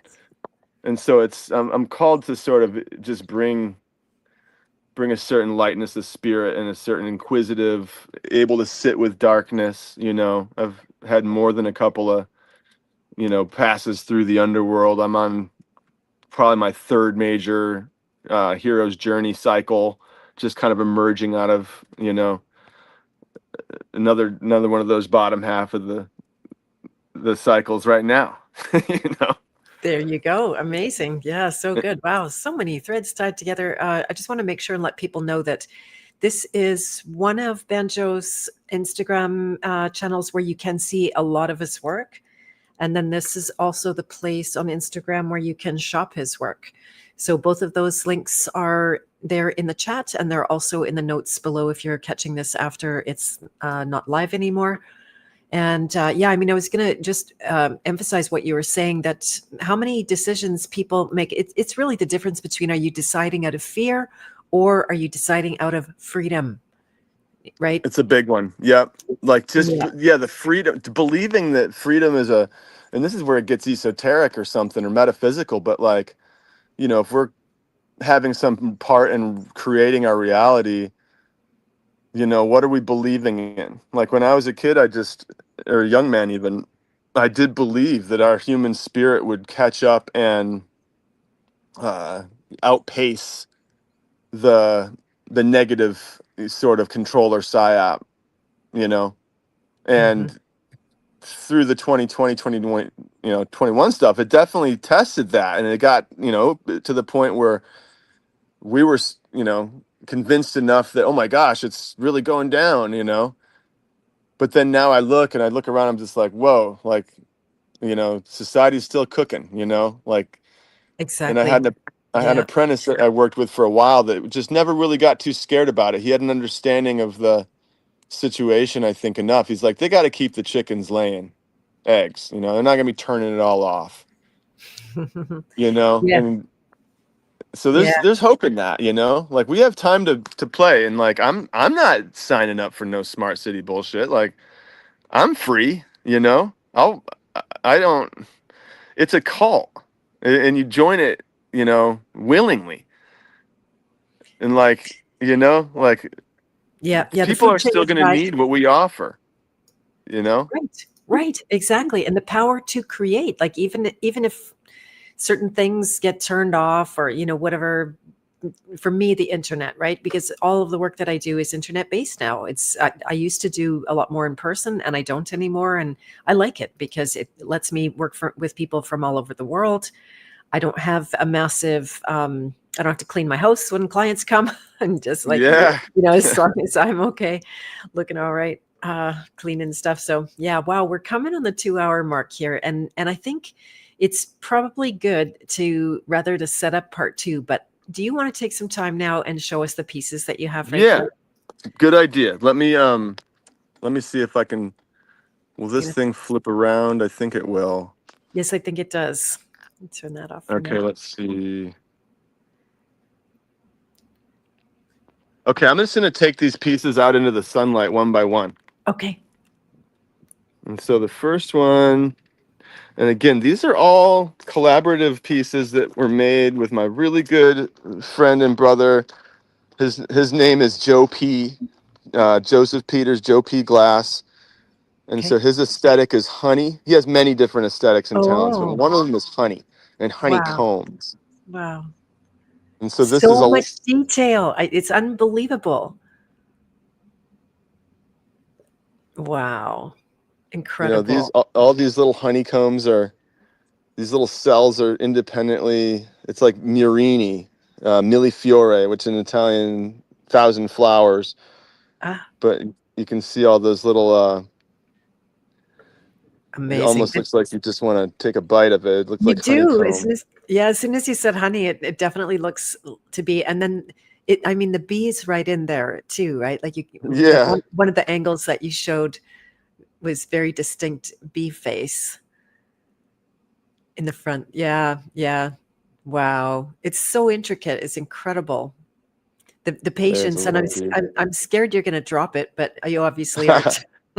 Yeah, I'm looped in here, and that brings it over to the Okay. functional aspect. Ah, So this is a bubbling chamber okay. right here, and this thing right here, that would be like the bowl on a flower piece, but there's another extra quartz piece that plugs into this, Yeah. and that little quartz piece you heat up with a torch, or you can also do it with a little electric device, but that will heat up it'll heat up to such a degree that it vaporizes the hashish, or the concentrate, and so then it travels down.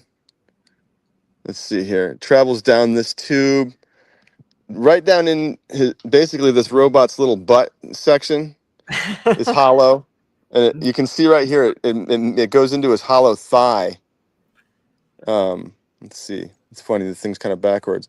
It goes into its hollow. This tube right here goes into its hollow thigh, and then it bubbles up through and into this, and then it makes its way out this sort of shoulder cannon. This is actually we call this piece the Honey Wow. Gundam. Are you familiar Oh with my. Gundams? They're like No. a Japanese, very like Gundams in Japanese are like an extremely famous uh, kind of robot aesthetic. Transformers are based on Gundams. Okay. There Can you you see go. how That, this yeah. kind of has like a right? Yeah. It So has a yeah, very that's the Honey transformer. Gundam. Yeah. Nice. Nice. Yeah. Jackie said it looks edible. Yeah. Yeah. They're Oh, so intricate, and then it actually works, which is the yeah. whole point. Like you say, that you can't miss that part. No, no, it's functional, which Yeah. is a special thing too. And next time we talk, since we know each other so well on all of our deeper social anthropological angles, maybe it'll be easier for us to just go in and laser focus on those aspects of the glass art community in the Yes. way that Yes. because Because I there's mean, so much more to talk yeah, about now. Yeah. Yeah. Yeah. Wow. I'll And is still that have to fight not to bring it back to those concepts, because there's something that I think that like the ADD mind or the ADHD mind, um, and humans sort of fascination with fire mhm, and the Prometheus? ancestral, storytelling around the fire. There's something that attracts us all to this torch, the flame. Yes. Yes. So It reminds me of Prometheus. oh, 100%. Everything that you've been saying, stealing the fire and Oh yeah. yeah. And Yeah. glass is an amorphous solid. It's not quite a solid. It's not quite a liquid. It's it's a solid that becomes liquid when it's heated up at a certain rate. So like, um, I was initiated into Reiki 25 years ago, and one Right. of the things one of my teachers would say is that whatever you touch, you're infusing with your energy. And glass is such an interesting substance because it's when it's cold, it's insulative, but when it's hot, it can conduct. Aha. And so it's real crazy that, like, I think that when you're holding it out at the ends of your hand, you're holding it and melting it. I think that some aspect of your energetic imprint can get recorded in the hot glass, and then when the glass cools down, I think that it sort of records or stores some sort of resonance or some sort of pattern that maybe you were feeling or thinking. So Right. Like water and Veda Austin's work. Are yes, oh you my, so familiar? much like that. So Right? I'm very familiar. It's so much like that. Wow. I think it's the same. It's just different temperatures involved. For Oh, her, it's like room temp, it's liquid, and then you freeze it and it gets solid. Where in this case, room temp is solid. You get it really hot. I think it's 12 or 1300 degrees, and then it starts to get liquid. But this is another one with Joe P. And this one has even the little bees. You can see those little eyes. Those eyes oh, are my. Can you see that at all? yes. Yes, we See can. the Yeah. little eye in the bee. So Yeah. that's the eye millie is part of my aesthetic. The vision cane, which that's like a Murini style, and then these rainbow honeycombs. Those are Joe's signature Nice. pattern. And then Nice. this huge, big old huge rainbow Millie. And It's then so pretty. I love that one. That's I do amazing. too. Yeah, Yeah. this is like the honey queen, one of many. We've done quite a few of these sort of honey queen type pieces in different formats. And let's see here. And then lastly, this is a crazy one. I'm just gonna leave it here because it's just pretty nuts to lift up. But For sure. this one's like a sea, kind of like Joey is also an avid scuba diver, and so the all of the coral reefs and the sea life are another one of his big loves. And so you can see this one's really got the kind of biomechanical aspect. It's like a big robotic kind of walking creature, robot type of thing. Got little propellers here, and then it has all these sort of reefs that have grown onto it. Amazing. Amazing. A real marriage of the living organic and the mechanical, back to the same theme we keep returning to Yes, over and yes. over, right? There must be something Wow. special about this last 6,000 years that we're meant to do, and we maybe haven't cracked the code yet, but it's not for Yeah. lack of trying. And Right. certainly the Skeksis are trying to crack the code as we speak. So Yeah. Yeah. I guess if we just try and bring as much consciousness as we can to it, we'll outpace them, because all they can do is copy and usurp. And Exactly. Exactly. Wow, that's beautiful. And then can you show the functioning part of that? Is it yeah, this one, let's see here. So, okay. Here is this is the what we call the joint, because it's a ground joint. And so a little quartz device, quartz glass, which heats at a higher temperature. We plug that in there, Mhm. and then the vapor would travel all the way down. Basically, in this case, this design, you can see it's kind of hard to see, I guess, but there's a little diffuser inside of her butt, Okay. and so the vapor bubbles there, because you fill this with water up to her neck, and then Okay. it bubbles up through the chest, and then into the head, and then it goes out the back of the head into that bulbous chamber, similar to this one. You can see Yeah. it here, Yeah. and you can see it there. There's Okay. also one tucked in there, Hidden. Okay. yeah, Oh yeah. underneath that Hidden. octopus, yeah. Right.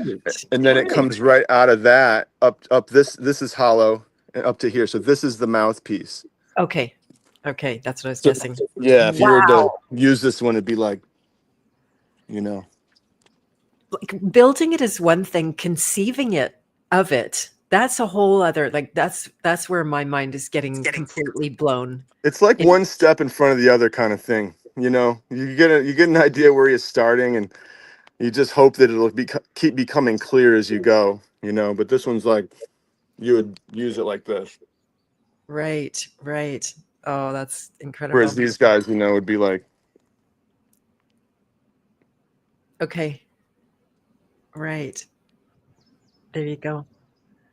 and yeah, like there's probably, I would say it's not crazy to say there's probably 5,000 artists um, making a living off glass pipes right now, and I would say that there's probably at least 100 that primarily make artistic type pieces, not Right. just your basic smokers for in your pocket, but Right. Right. Right. Wow. Wow. Well, that is part two. We'll yeah, get right to the subject that time. this was a good intro. It really was. Yeah, the good 2 hour introduction. Amazing. Wow, so satisfying, the conversation, that it literally was just a little niggle, and there you showed up on my thing, and then we chat. And so that's also an example of this organic nature of culture, right? How things, Agreed. and then look at all of the parallels and the copacetic synergy of the conversation. And yeah, I think we have to come to Arkansas, or wherever you're going to be, maybe the West Coast. Yeah. Oh yeah. Yeah, yeah. We're heading there to do Joel's workshop in Eureka. I don't. It's Eureka. California. Is it Yreka? Eurek. No, spelled the Oh, in same. Humboldt County.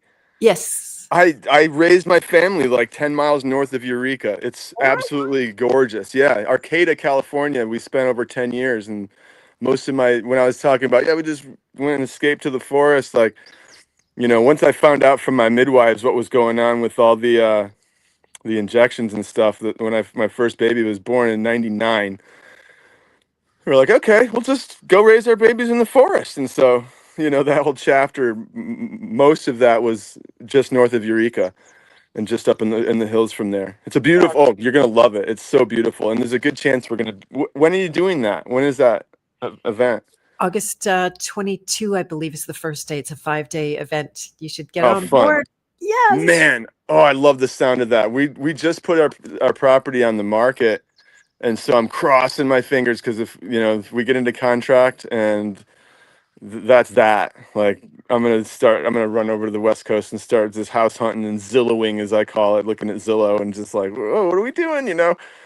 We fled the West Coast, at one point, and now we're like, all right, okay, let's go back to the West Coast. It's not Fantastic. scary. Yeah, it's good. Yeah, Um, yeah. I had something that I thought of real quickly, and this is something that was passed to me. This is maybe a good parting thought. It was passed to me through a fellow student by a professor when I was going to school, and it was said to have come from Joseph Campbell. I'm not sure if I've encountered it directly from him, but it does track with something I think he would have said, which was that artists are the myth makers of their culture. Artists are the myth makers of their time.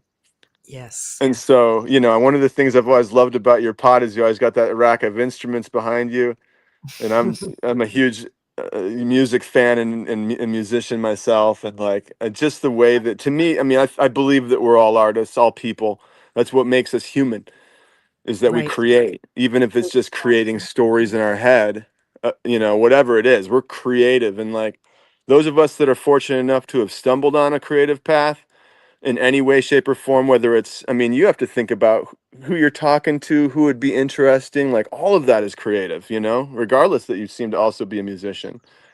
And, just same here. It's like we've been just weaving and creating and taking the different paints and the things that we've accumulated, the found objects, the narratives, the threads, and creating it into hopefully some kind of coherent, story or, something that can be appreciated. And I think that's going to be the salvation of all of us, is to continue pulling on those threads and seeing where they lead and weaving them together. And, the human tapestry is far from completed. Amen. How beautiful was that? Wow. Way Mm. exceeded my already high expectations. Thank you Uh, so much. it's been Yeah. a pleasure to communicate and talk. Like I'm usually on kind of nerdy craft oriented, cannabis oriented shows, but my little secret obsession is I'm over here in Trutherland, like trying to put all these crazy stuff together in ways that I can just go to sleep. And it's interesting, and I like to have a comprehensive, ever unfolding grasp of what's really going on in this reality. It's the tea. Fantastic. Well, I have to tie my tongue and leave it at that. Yeah. I will On. ramble, beware. 'Cause Yeah, you yeah, didn't me find too. that out yet already, but no, thank you again, Beth, for this opportunity. I'm just so grateful. And again, like I'm a projector in human design, and they say that the projectors need to wait for the invitation. And so that the invitation came, There you I go. accepted. I'm so glad I did. and a beautiful marriage with the warrior who's, taking action and there to respond, right? Warriors can really be responsible. Mm, So a that's response. what I hope to do. Yeah, it's funny. I did relate a lot to the shadow of the warrior too when I Okay. when I touched in with the follow up. So. Yeah. All right. Yeah, that's where That's I'm at. My kid thinks I'm a king hero, but for now I'm a warrior with a strong, I have a shadow work aspect to my expression of that at this phase, and I'm embracing it. Yeah, that's beautiful. And all the archetypes are contained in one, so your kid's not wrong at all. Yeah. I love that. Yeah, yeah, yeah, beautiful. All right, Awesome. everyone, I'm gonna play us out. This is my son, by the way. Speaking of musicians, he did the intro. That's him playing guitar, and then this is just a little piece of his to play us out as well. And so to be continued. Looking Continue. forward to it. Okay. Thanks again, Beth. Have Lots a of luck. beautiful day, Thank everyone. you. You too. Bye for now. Bye bye. Bye. All right. So let me set this up while my mind is blown. And so much love. Thank you guys, everyone, for coming. And see you Friday for Beth of Fresh Air, by the way. Bye now.